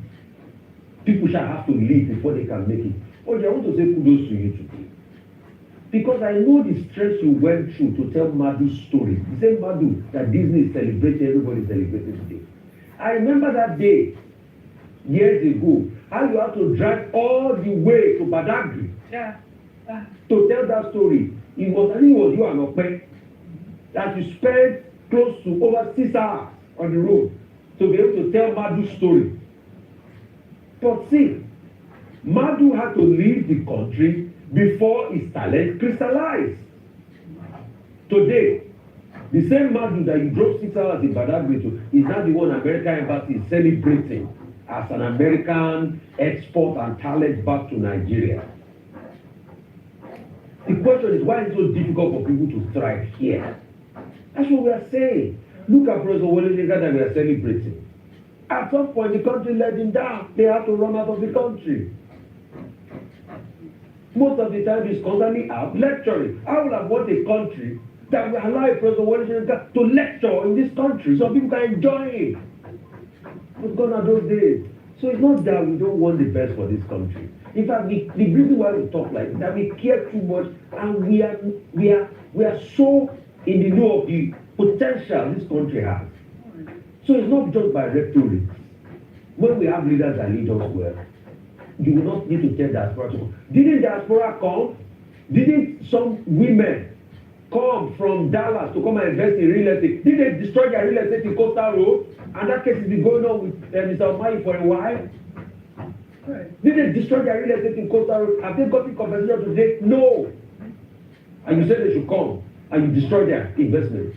All right, Rufai, speaking about, the destruction of investments and, creating a country that will allow us to thrive, we'll take another story now. Former Labour Party presidential candidate Peter Obi has criticized the demolition of commercial plazas at Lagos State's Trade Fair complex, alleging that the exercise violated due process despite traders holding valid approvals. The demolition carried out by multiple agencies, including the Ministry of Physical Planning, Lagos State Building Control Agency, Lagos State Urban Renewal Agency, and the Lagos State Physical Planning Permit Authority, targeted structures in the Ojo local government area. Peter Obi visited the Auto Spare Parts and Machinery Dealers Association section of the market on Tuesday, alongside several lawmakers, including Senator Inaya Abaribe of Abia South and Senator Victor Ume of Anambra Central. He commended the affected traders for their restraint in the face of their losses. I've complained consistently all over the country. This is not a time, considering how difficult things are in this country, that such a thing should happen. At a time, most of the people who do this have borrowed money from banks at high interest rates. The business is no longer the way it is. It is at a critical time. You cannot do this now in this country. So it happened at a time nobody would have dared do such a thing. And I urge the traders, let the exercise patience. We hear everybody's going to work together to see that such does not happen again. And that what happened here, like they said, they will get to the root of it. And I'm sure they'll get to the root of it. Has fired back at Peter Obi over his criticism of the trade fair complex demolitions, accusing him of misleading Nigerians about the legality of the affected structures. In a statement released on Wednesday by Gbenga Omotosho, Commissioner for Information and Strategy, the government insisted that the demolished buildings had no valid permits and that the traders were misleading the public about their documentation, adding that they ignored opportunities to regularize their documents during the amnesty declared last year, citing the Nigerian Urban and Regional Planning Act of 1992 and a 2003 Supreme Court ruling. The commissioner emphasized that the physical planning approval for any construction in Lagos must come from state government and that federal boards cannot override the requirements except the exclusive areas such as military formations. Dr. Abbas, you know that this trade fair demolition has sparked a fierce debate over regulatory authority and due process. Traders affected by the demolition claim that the Trade Fair Management Board authorized the buildings. Omotosho clarified that the board only has powers to manage leases and tenancies, not granting building approvals. This issue exposes the complex jurisdictional tensions between federal agencies and state authorities in Nigeria's planning framework and highlights the need for a clearer regulatory framework governing such properties. And that's really what it is.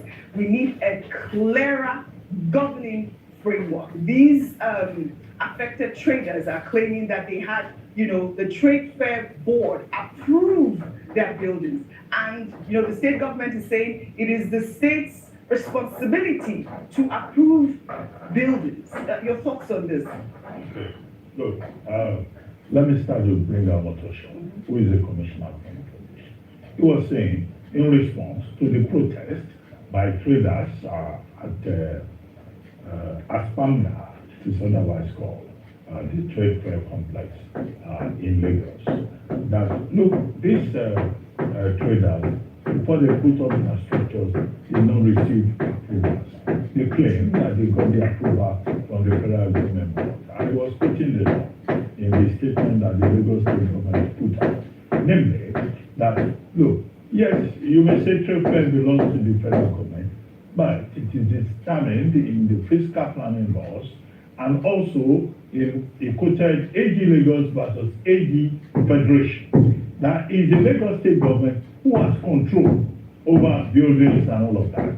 And as an attempt has been made previously to reach out to the traders in Aspamna at the trade fair complex, and they just ignored the Lagos state government and said we don't have any control, we don't have any business with it. However, I think it is good that Mr. Peter Obi visited the place alongside Senator Amaribe Enyenaya and also Senator Victor Ume from Anambra State. Enyenaya is from Abia South, and to identify with these persons who are the owners of the structures at the trade fair. However, there was something I saw in the statement. The Igbo traders there, because there's an ethnic dimension to it, they were described as immigrants. Now, a Nigerian cannot be an immigrant inside Nigeria. And I think that we should refrain ourselves, you know, whatever may be the level of provocation, from referring to a Nigerian as a refugee or as an immigrant in his own country. The Constitution of Nigeria, Chapter 4, dealing with fundamental human rights, says, as a Nigerian, you can live anywhere. So this indigenous settler thing has to come to an end. And those who are going on social media referring to Igbos as immigrants in Lagos should know that they have the right to be in Lagos. Just as, where is that your village? Oh, okay, you are from Lagos. Okay, she is the product, she is the one who may be described as an immigrant. But Mr. Peter Obi made a point by saying that even when government is insisting on laws, insisting on rights, government must operate with justice, with humanity. This is it. With a human face. This is it. And I think that that's just the bottom line of it, so that we do not get all of this reduced to the level of ethnicity. As for Professor Wole Soyinka, I think, you know, this is a major achievement of President Bola Ahmed Tinubu. And it's a great credit to the Gowon administration, to the Obasanjo administration, and to everyone involved in this revival, not just of a building, not just of a monument, but of a national pride called the National Theatre of Nigeria. And also to the Bankers Committee, and also to Emefiele, who has other issues with the government. But perhaps this is one thing that we will be remembered for being governor of the Central Bank, because it was under his watch that all of this was galvanized, and the Lagos State government gave support. Right. Professor Wole Soyinka deserves the honor. He says he receives it with mixed feelings and with a sense of nostalgia. But I think it's important that that cultural symbol is named after a man who not only won the Nobel Prize in 1986, but who is also a global citizen and a major source of inspiration for generations of Nigerian literary students and workers, including this week. As for President Tinubu saying Nigerians abroad should come back home, we should believe in Nigeria. Yes, Nigeria first. We all believe in that. But this country should be made an attractive environment. This is it. We want Nigerians to come home. Do we have electricity? Do we have good roads? Do we have medical care? Many Nigerians who are abroad, many Nigerians who are Japanese, to use a famous phrase, they are doing so because the enabling conditions are not here. Yes. When President Tinubu says, come home, put Nigeria first, support your country, don't criticize your country, we should make Nigeria better. The pastor of hope, Pastor Bola Ahmed Tinubu, who has been preaching hope, he should deliver on that pastoral mandate. Yes. And then, of course, we will not need to preach too much for Nigerians abroad to promote their country and to come back home. Over to you, Pastor Tinubu. Pastor Tinubu, and that is the actual point. I mean, I came back home just like our beautiful Somi came back home because she believes in Nigeria. She wanted to see her state, Anambra, thrive. She wanted to be a politician. But we need to continue to encourage our young people out there by putting in policies in place that will, attract them to come back home, really. Well, shall we now highlight more tributes?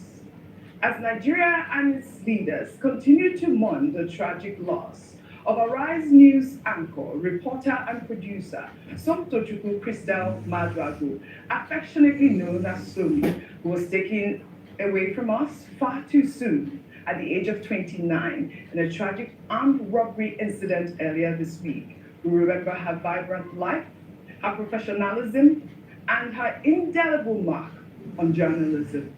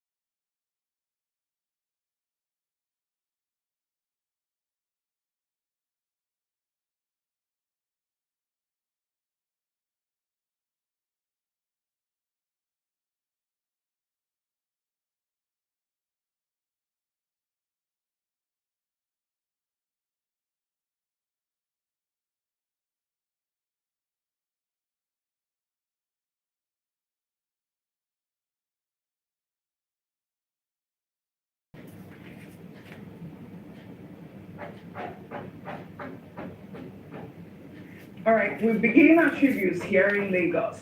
Governor Babajide Sanwo-Olu offered his condolences, calling Somi a thoroughbred professional.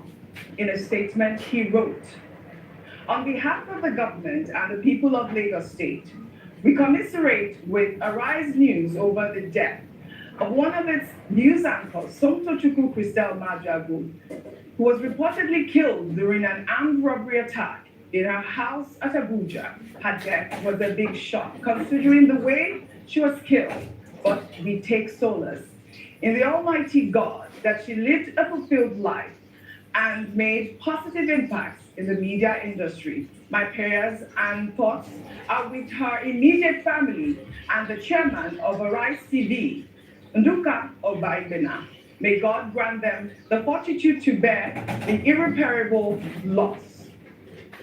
Well, former Vice President Atiku Abubakar also expressed his deepest condolences to Somi's family. In a post on X, he wrote, "I wish to express my deepest condolences to the family of Ms. Somtochukwu Maduagu, who was killed in an armed robbery attack in Abuja. My condolences also go to the management and staff of Arise TV. It is my prayer that the family, friends, and colleagues be comforted by this loss at such a very young age."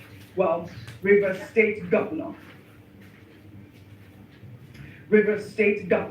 Sim Fubara also expressed shock and sadness over Somi's death.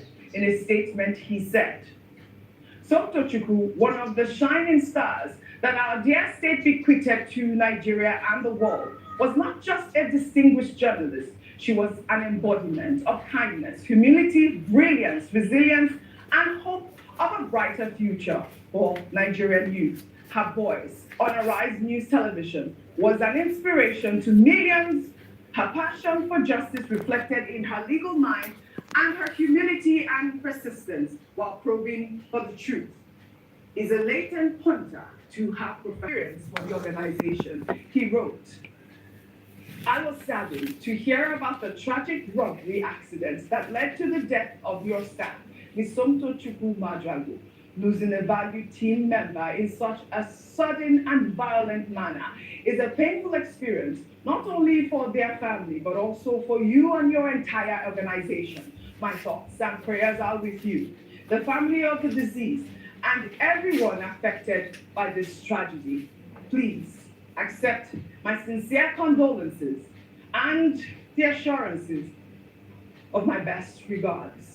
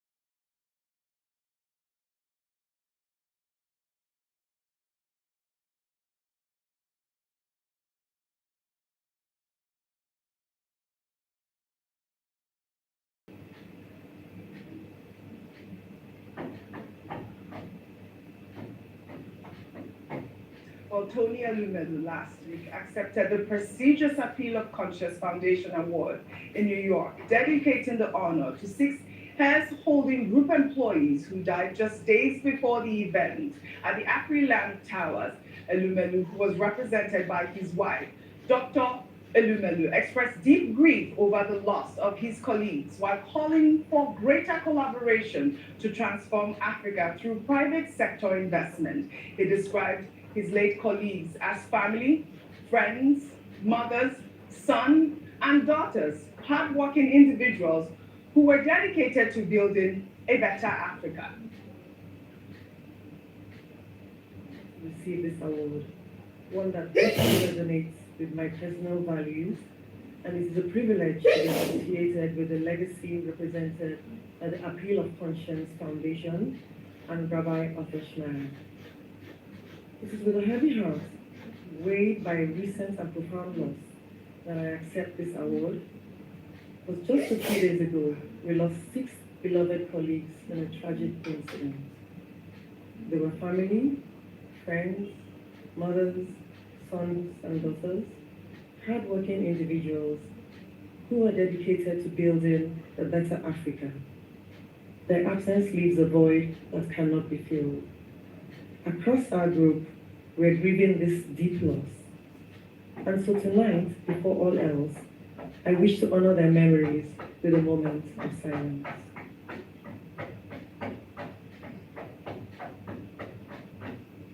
May the souls of the departed rest in peace. Amen. Well, this event took place on the sidelines of Onga. If you recall, Tony Elumelu cancelled his trip to New York after the Afriland Tower tragedy.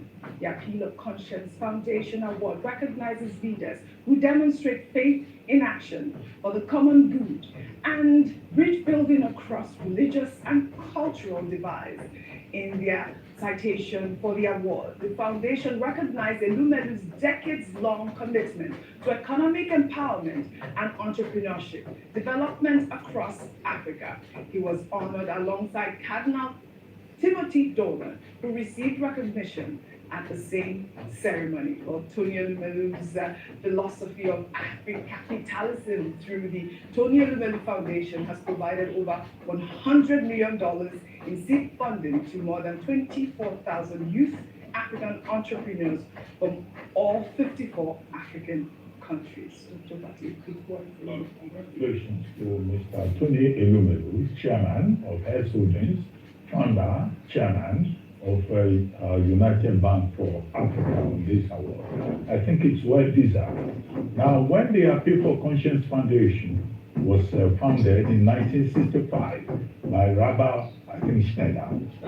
Yeah, I think that's the name. It was, the principle was live and let live.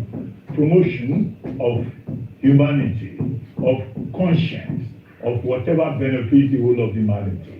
And I think Tony Elumelu, also known as TOE, his philosophy of Afro-capitalism, has promoted this idea of humanism, of conscience, of live and let live, particularly not through the businesses alone that he has created, but also through the Tony Elumelu Foundation, which has been developing young people, investing in the lives of young people in Africa, and they have benefited a lot. So this is not the only honor that Tony Elumelu has received.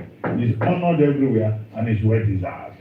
And at that occasion, where he was represented by his wife, Dr. Awele Elumelu, who, when she's not running a marathon, she's doing her work as a medical doctor, where she's also a leading person. It's good to see her also that she's well involved in her husband's business. All right. However, one of the things she said on that occasion was to pay tribute to the 6 persons who lost their lives in that incident, which affected the Afri building in Lagos, fire incident, and also, to apologize for our husband's absence, who had to be on the ground to show empathy.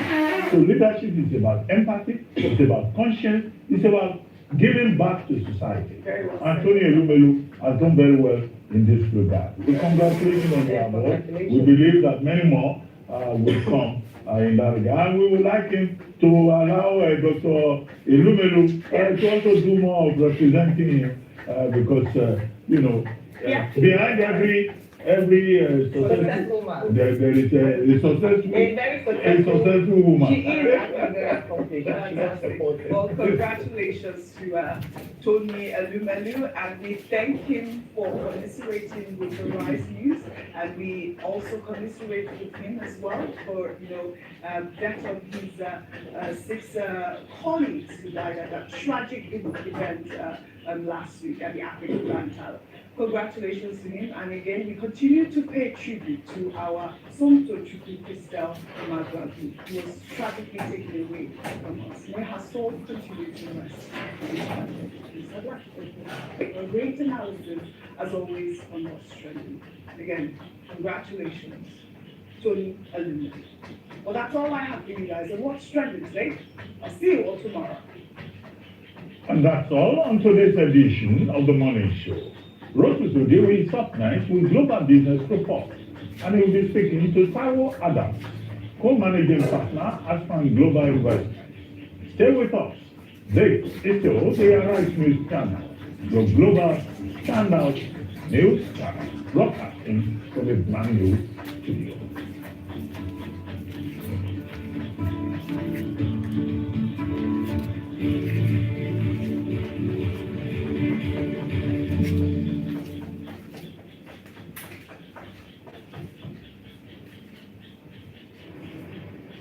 Emergencies happen when you least expect them to. It gets worse when you are cash-strapped. No need to despair. First Advance has you covered. You can get that urgent cash right now on First Advance. With First Advance, salary earners 50% of their salary No hassles. As long as you earn a monthly salary and your salary account has been active for at least 2 months. It doesn't matter if you're on a salary account with First Bank or any other bank. Just dial *894*11# or simply dial *894# on your mobile phone. What's more, when you open a First Bank salary account, you can enjoy 0 charges and free debit card issuance. Download the First mobile app on Play Store or App Store today. Log in to experience First Bank digital banking. Select loans, select First Advance, and follow the prompts to receive your loans. Don't let that urgent need get the best of you. Get First Advance now.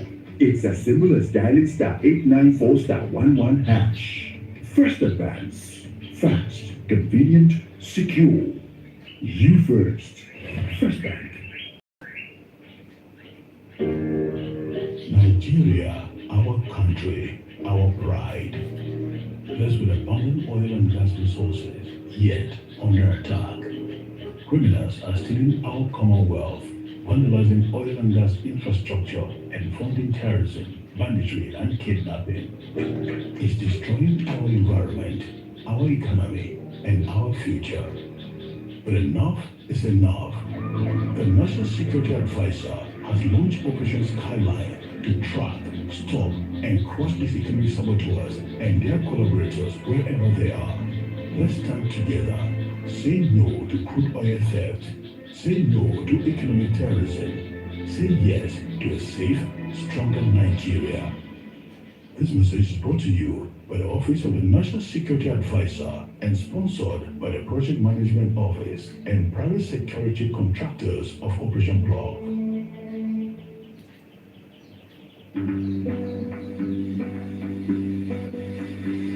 My morning now when they break me, I know they shake, no matter the condition.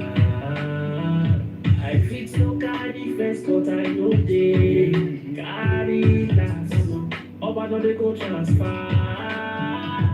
Day na my day, and I go day okay. Cause hope for my chest, like bulletproof vest.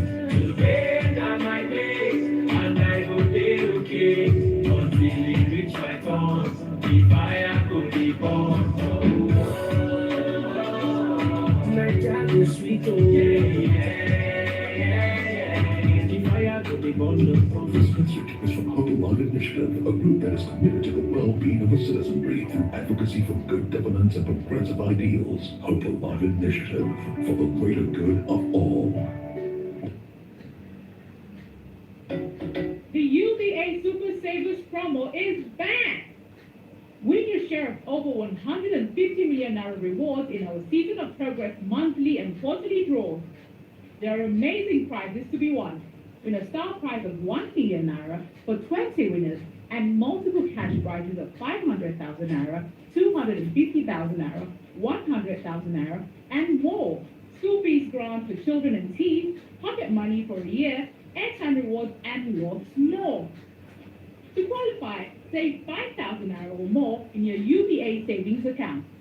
Download the UBA mobile app or dial *919*20# to open an account. Visit ubagroup.com/Nigeria/supersavers. Terms and conditions apply. This promo is open to new and existing customers.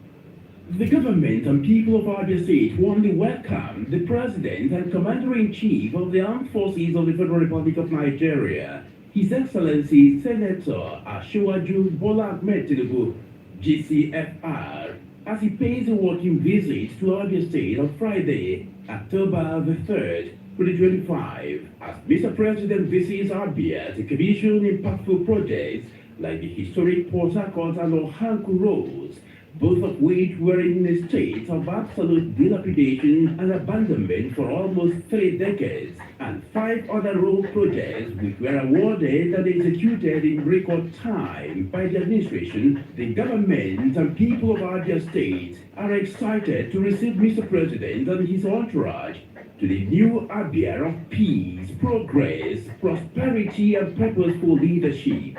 Audience from all walks of life, including the Abad business community, town unions, youth and women groups, are enjoined to come out en masse and in love and solidarity to welcome the father of the nation, President Bola Ahmed Tinubu, and ensure that he enjoys a memorable visit to God's own state.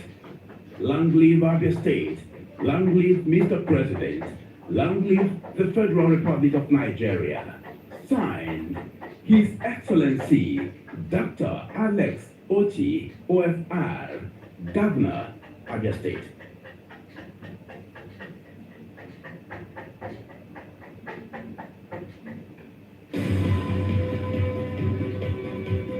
You're watching Arise, the world's standout news channel.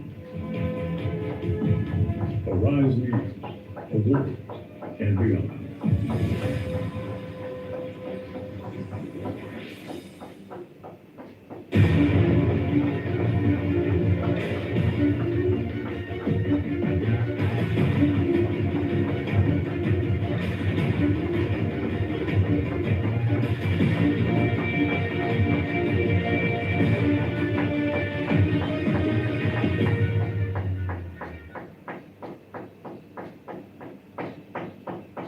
Welcome to Arise News. You're watching the Global Business Report. Roda Sudiri here. We're in Lagos, Nigeria's commercial capital. There's a whole lot going on in the business world, starting, of course, with the U.S. government shutdown and the threats to the economic data that the markets need.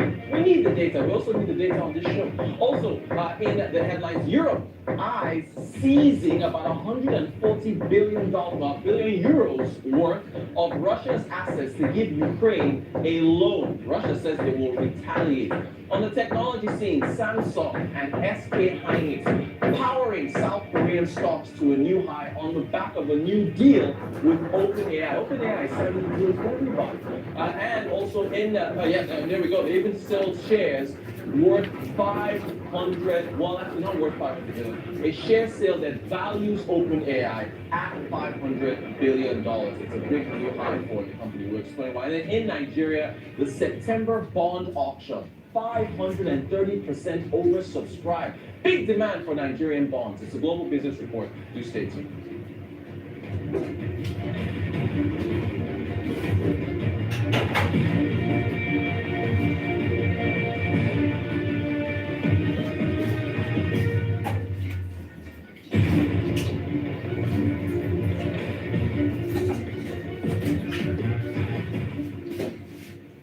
All right, we begin, of course, with the Asian markets. China and India are on a public holiday. But Hong Kong, we saw a big jump, 1.7% in the Hong Kong, the Hang Seng Index, particularly Hang Seng Tech. Now, what's going on here? Goldman Sachs has upgraded the outlook for Alibaba, of course, run by Jack Ma. Alibaba, of course, has been making a lot of concerted efforts towards building out its own AI infrastructure and introducing its own AI chatbot that can rival OpenAI. So Goldman Sachs putting out a note saying that they're seeing like a 45% upside to the stock of Alibaba. That's the story in Hong Kong. The Nikkei 225 up by 1%. That, of course, continues to see new highs. But the real story for today, you can see here 2.88% for the Kospi over in Korea. New high 3,556. Samsung, SK Hynix jumping to new highs on the back of this meeting, high-level meeting that took place in Seoul, in the capital, between, of course, the presidents of South Korea, President Lee Jae-myung, also Samsung's executive chair, J.Y. Lee, and Chi Tae-kwon, he was the group chair of the chairman rather, of SK Group, which contains, of course, SK Hynix. SK Hynix is a chip maker, and everybody knows the gentleman at the end of the screen there, Sam Altman, the CEO of OpenAI. He went to Seoul and had a high-level meeting. I mean, when you can sit down with the president of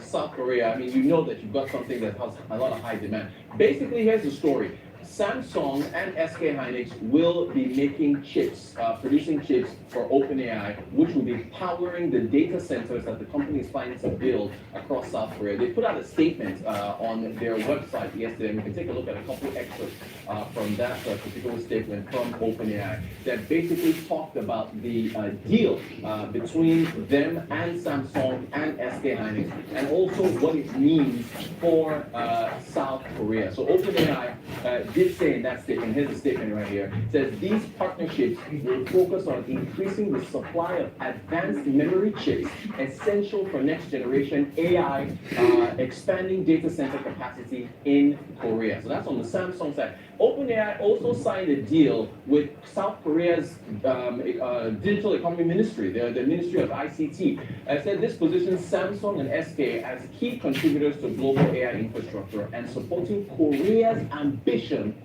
to become a top 3 global AI nation. Who are the top 2? Pop quiz. Everybody knows the top 2. The answers are the United States and China. Those are the top 2 players in the AI space. Korea wants to get them. The fact that Korea has Samsung, has SK Hynix, companies that are domiciled in Korea that make these chips, that is what is bringing OpenAI to their shores to sign these deals.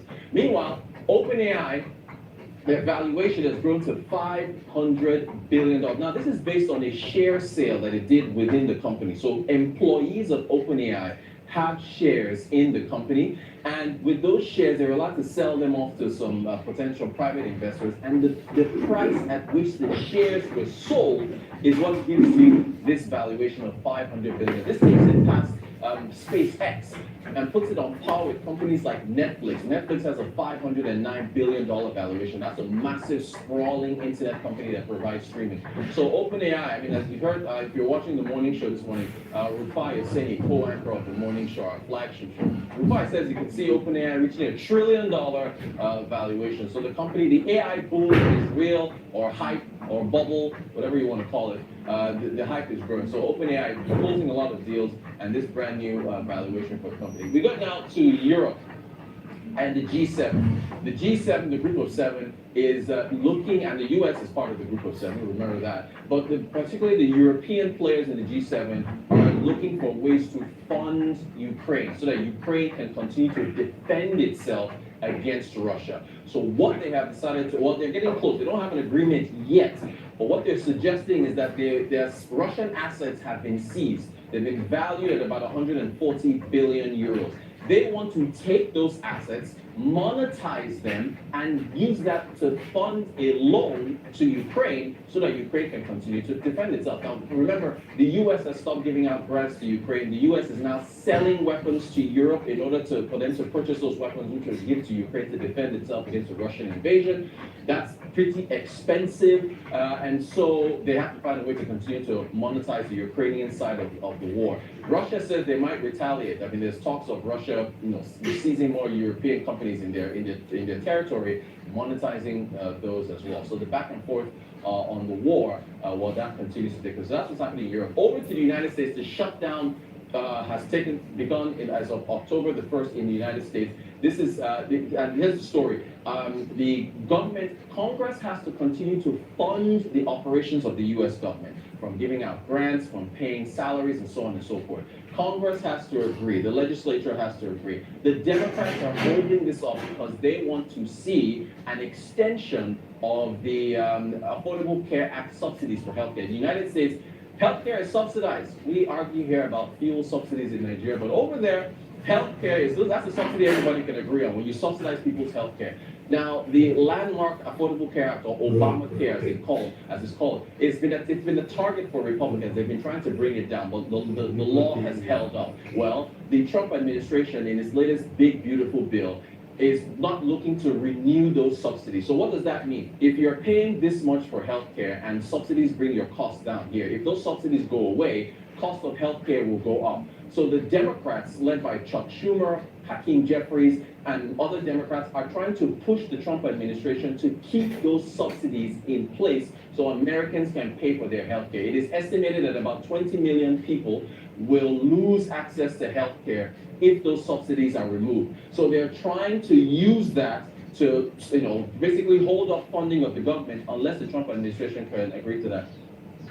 So basically here we're looking at a history of the subsidies, excuse me, not subsidies, a history of shutdowns. Bill Clinton, of course, well, we've seen those already. Let's get to the impact for the markets. The markets need data. Every Thursday we bring you jobless claims, showing you how many people in the United States need funding in order to, to maintain their lifestyle while they're unemployed. So these jobless claims numbers, October the 2nd, which is today, the 9th and the 16th could be impacted by the shutdown. Non-farm payrolls, October the 3rd, that is tomorrow. That is the jobs report in the United States. That could be, basically, that data may not be released because the Bureau of Labor Statistics is funded by the US government. And so that data may not be released. So also CPI, Consumer Price Index, PPI, Producer Price Index, retail sales. If the market doesn't get this data, the market could actually pull back. So that's what we could say. All right, so that's the data that's at risk now. Now, the U.S. markets, though, they don't seem too worried about the shutdown. We got new highs for the S&P 500 at 6,700. Does everyone remember when I used to talk about 6,100? That was 600 points ago, being the new high for the markets. Now at 6,007. Dow Jones Industrial Average, new high 46. The tech-heavy Nasdaq. The markets keep going up and up despite the government. I think the markets believe that the shutdown will be sorted out at one point or the other. Meanwhile, the U.S. labor market continues to be a point of concern. This is ADP. ADP, of course, Associated Data Processing, provides data on private sector jobs. Now, the non-farm payrolls include public sector, but you can see here that for September, we had a loss of 32,000 jobs on the private sector side in the United States. The forecast, I mean, look at the forecast. The forecast was looking at a gain of 51,000. We had a loss of 32,000. August, meanwhile, the prior month, the last jobs report, I think, had a gain of 54,000 jobs. That's been revised to show a loss of 3,000. The U.S. labor market continues to show weakness. And that weakness, of course, we saw that 2 jobs reports ago from the United States. And last month, they only did, about the month prior, August, showed 22,000 jobs were created. We're supposed to be getting the job numbers for September, but because of the shutdown of the U.S. government, we may not get. So this might be the only labor market data that we have for the next 2 weeks, unless the Democrats and the Republicans can come to an agreement. So if we don't get jobless claims and we don't get non-farm payrolls, then the markets, I mean, we'll see what happens. Maybe the markets will ignore it, but we'll have to see what goes on from there. So a lot going on in the U.S. markets, a lot going on in Asia, a lot going on in Europe. We're going to turn to, actually, after the break, we're going to be looking at a new cultural center that the National Theatre has been renamed in Nigeria as part of the celebrations for Nigeria's 65th anniversary, rather, in 65th Independence Day. President Bola Ahmed Tinubu has renamed the National Theatre. It's now the Wole Soyinka Theatre of Cultural and Art. So we're going to be bringing you a report from our correspondent, Sheiton Tigari, that witnessed that. That's after the break. And then we'll get into bonds. Bonds, part of your portfolio. Are you investing in bonds in Nigeria? Lots of demand for the latest bond option. So a whole lot to come on the show. You're watching the Global Business Report here on Arise News. We'll be right back.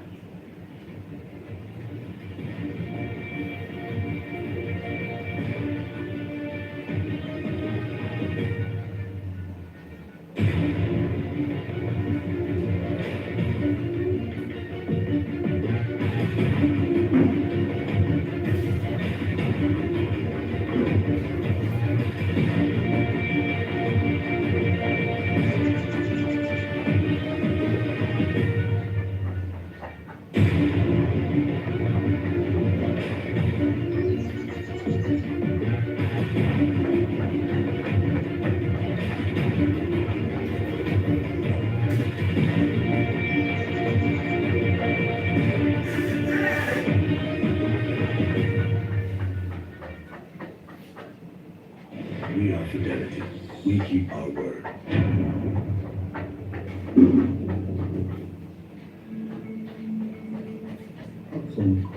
There were people within the camp that were displaced inside the camp. At that distribution, we have over 1,200 that distributed in that location, and they were very happy. For us to teach is another problem. Fidelity Bank is not Kenya. The supporters with India. The branch manager of Fidelity Bank in Benue State spoke about the Fidelity Food Bank initiative. Fidelity Food Bank project is a novel initiative of the manager director of the bank, Dr. Yusula Kanyaleke. Fidelity Bank will pray that God Almighty will bless you. We are Fidelity. We keep our word.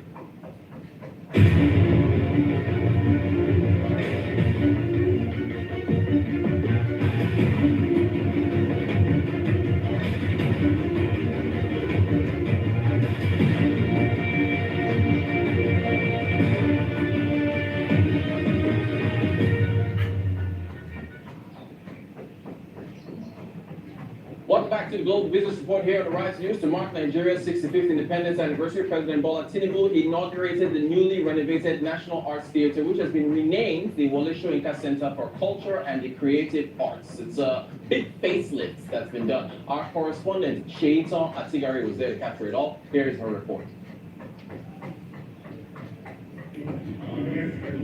President Bola Ahmed Tinubu has officially inaugurated the refurbished Wole Soyinka Center for Culture and Creative Arts, formerly known as the National Arts Theatre in Lagos, signaling the grand reopening of Nigeria's foremost cultural landmark. The president, who attended the ceremony on Nigeria's Independence Day, alongside the First Lady, Senator Oluremi Tinubu, Minister of Arts, Culture and the Creative Economy, Hannatu Musawa, Lagos State Governor Babajide Sanwo-Olu, and the Governor of the Central Bank of Nigeria, Olayemi Cardoso, unveiling the transformed facility, which has been renamed in honor of Nobel laureate Professor Wole Soyinka. One of the most talented and creative minds, Uncle Wole Soyinka. No conspiracy anywhere. I did it. When they brought the question of renovation to my desk, I remember the journeys that we had together and the gains that I shared with you. The contribution to our courage, nation building, freedom. Yes, in some cases, unrewarded talents is a proverb. But you are our jewel, our talent. Whether proverb or being,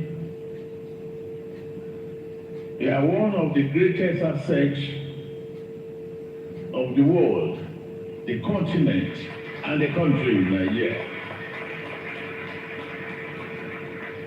For nearly 5 decades, this center, formerly known as the National Theatre, built in 1976 in preparation for Festac 77, has stood as a historical hub of African culture, a place where our stories were told, our voices amplified, and our identity affirmed.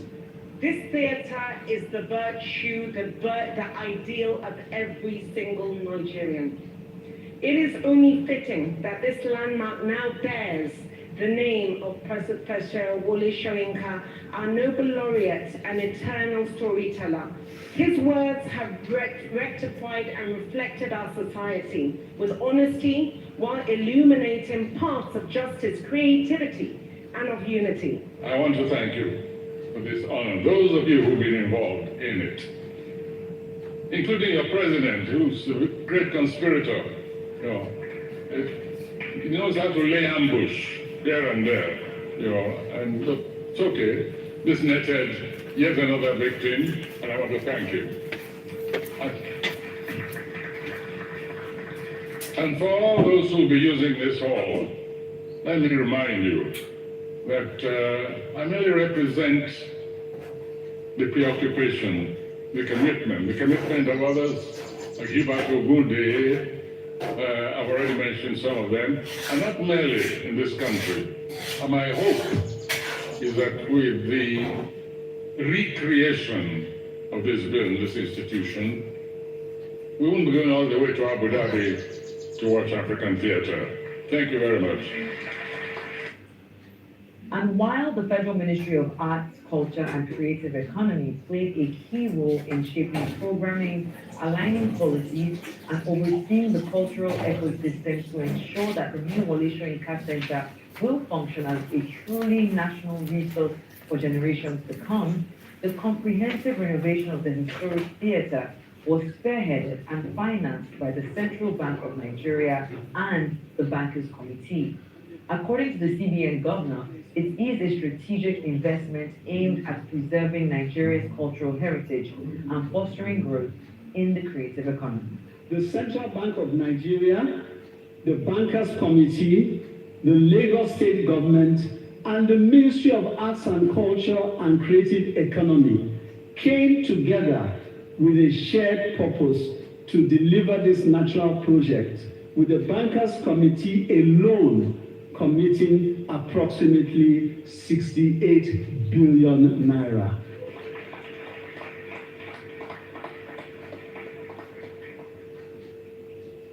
Might I add that this commitment was not only as corporate social responsibility, but as a deliberate investment in Nigeria's cultural future.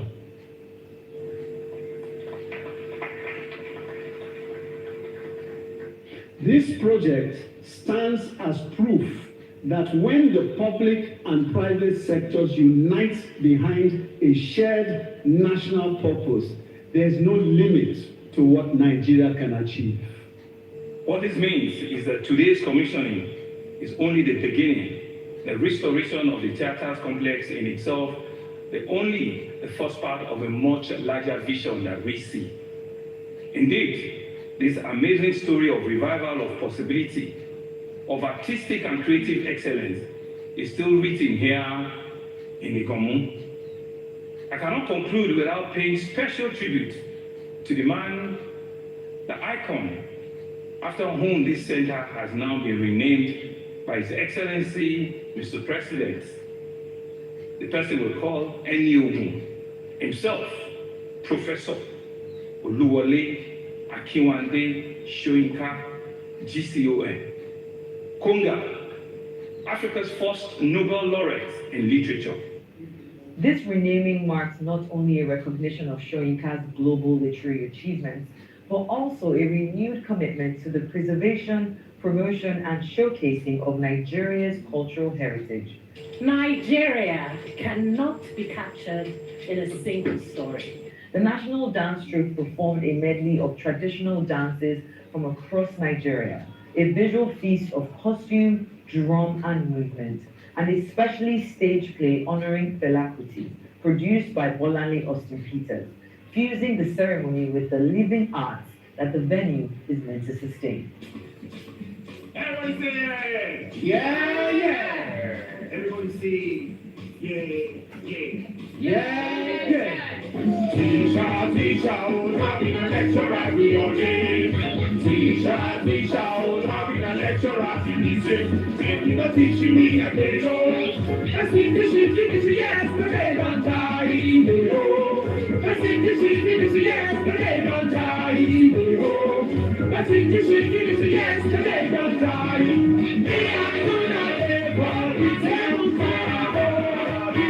As the nation looks to the future, the Wole Soyinka Center stands as both a tribute to the past and a beacon of what is possible when culture is placed at the heart of national development. In honoring Soyinka and reviving the theater, Nigeria has reclaimed a vital part of its cultural identity. The Wole Soyinka Center for Culture and the Creative Arts is a beacon of creativity, resilience, and collective pride. A powerful reminder that to nurture culture is to nurture the nation's very soul. Sheitan Atigarin, Arise News, Lagos. They're from Sheitan Atigarin. This, of course, is a great tourist attraction for Nigeria. Now, we're going to be talking bonds, because, by the way, How do you fund a national theater if you want to, upgrade it? You can float a bond. We're going to talk about the latest September auction for Nigeria. Taiwo Adams, the co-managing partner, Astran Global Investments, he joins us to talk about that after the break. Global Business Report here on the Rise News. We'll be right back.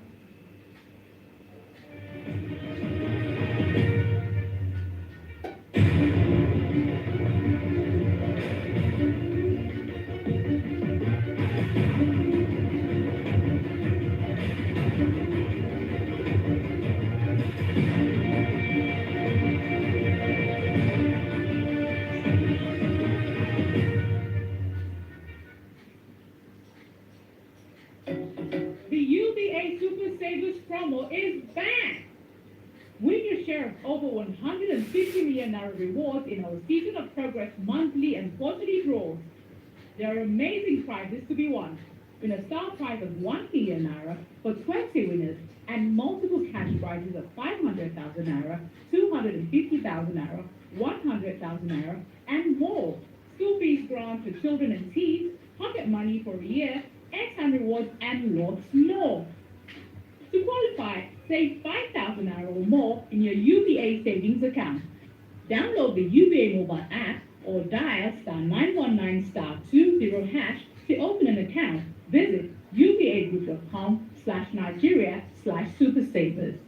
Terms and conditions apply. This promo is open to new and existing customers.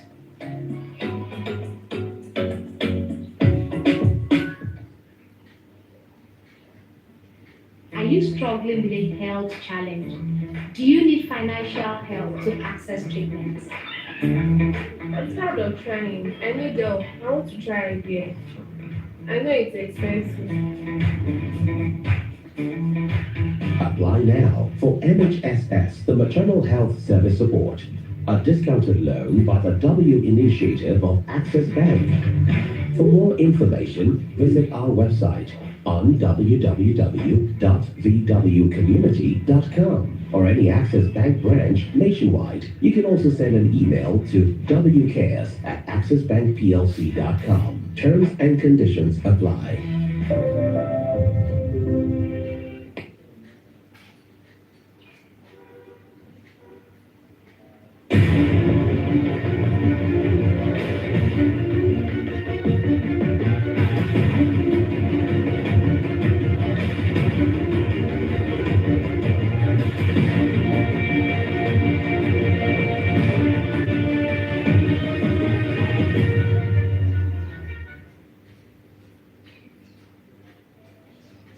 Welcome back to the Global Business Report here on the Rise News. Let's talk about bonds and the latest September bond auction in Nigeria. Massive demand from investors for the two reopenings that were offered at the September bond auction, a 5-year and a 7-year. There it is, 17.945, that's the coupon for the August 2030 and also for the June 2032, a 7-year. So 100 billion was offered for each, so 200 billion total. I mean, look at that. It was about 236 billion, 37 billion, about 231 for the 5-year. That's the demand. 1 trillion for the 7 years, so a total of 1.26 trillion. That is, and then you do the calculation. Basically, when you take what the demand is versus what was offered, 530% oversubscribed. We're happy to have Taiwo Adams, he's a co-managing partner at Astran Global Investment, joining us to discuss. Taiwo, welcome to the show. Thanks for being here. So, what was your take on why there was so much demand for this bond offer? Okay, I mean, there are quite a few things that were responsible for that. If you look at some of the data points that we've been experiencing in Nigeria for quite some time. Last week, we had the NPC. Obviously, we saw that there was a cut there, a 50 basis point cut. And as well, there was some adjustment in the CR as well, from 50% to 45% as well. And of course, you look at what has been happening with inflation as well. Inflation has been trending down lower. So a lot of all this also, with the CR report that reduction that they did, brought about a lot of liquidity coming to the system. This week, we started off with about over 5 trillion in the system. And you see, of course, because of the sentiments around the MPC, we start seeing investors trying to extend their risk and moving from the short dated and moving to the longer, trying to take more duration as well. And if you notice, for the past few weeks, we haven't seen OMO auction come in place as well. So all that liquidity on the maturity has to go somewhere. So that is obviously flowing. That went into the bond auction, and we saw that aggressive demand at the last bond auction. Okay, so why was there? If we look at the demand for these bonds, right? It's a 6.3 coverage ratio. Basically, just talking about the oversubscription. We had 231 billion for the 5-year, 1 trillion for the 7-year. Why was there much more demand for the 7-year as opposed to the 5-year? I mean, typically we always see investors tend to when the story is looking good, the data points are looking good, investors will most likely tilt towards the longer dated maturity. I mean, the DMO hasn't offered a 20-year or 30-year in a very long time. We've been staying at the mid-range as well. So investors will only go to where the longest on the offer. And of course, you look at the 32s as well. They've been reissued for quite some time as well, and it's more liquid. So you see that investors will tilt more towards that than the shorter dated as well. Also, the DMO ended up allotting more than what they offered. I think it was like 400 billion or so for the 7, maybe about 100 billion for the 5. So what goes into that in terms of how much they end up allotting for this? For the DMO, it's about just managing their cost. You look at it that from the last auction, we saw that the auction closed almost 200 basis points away from where it closed now.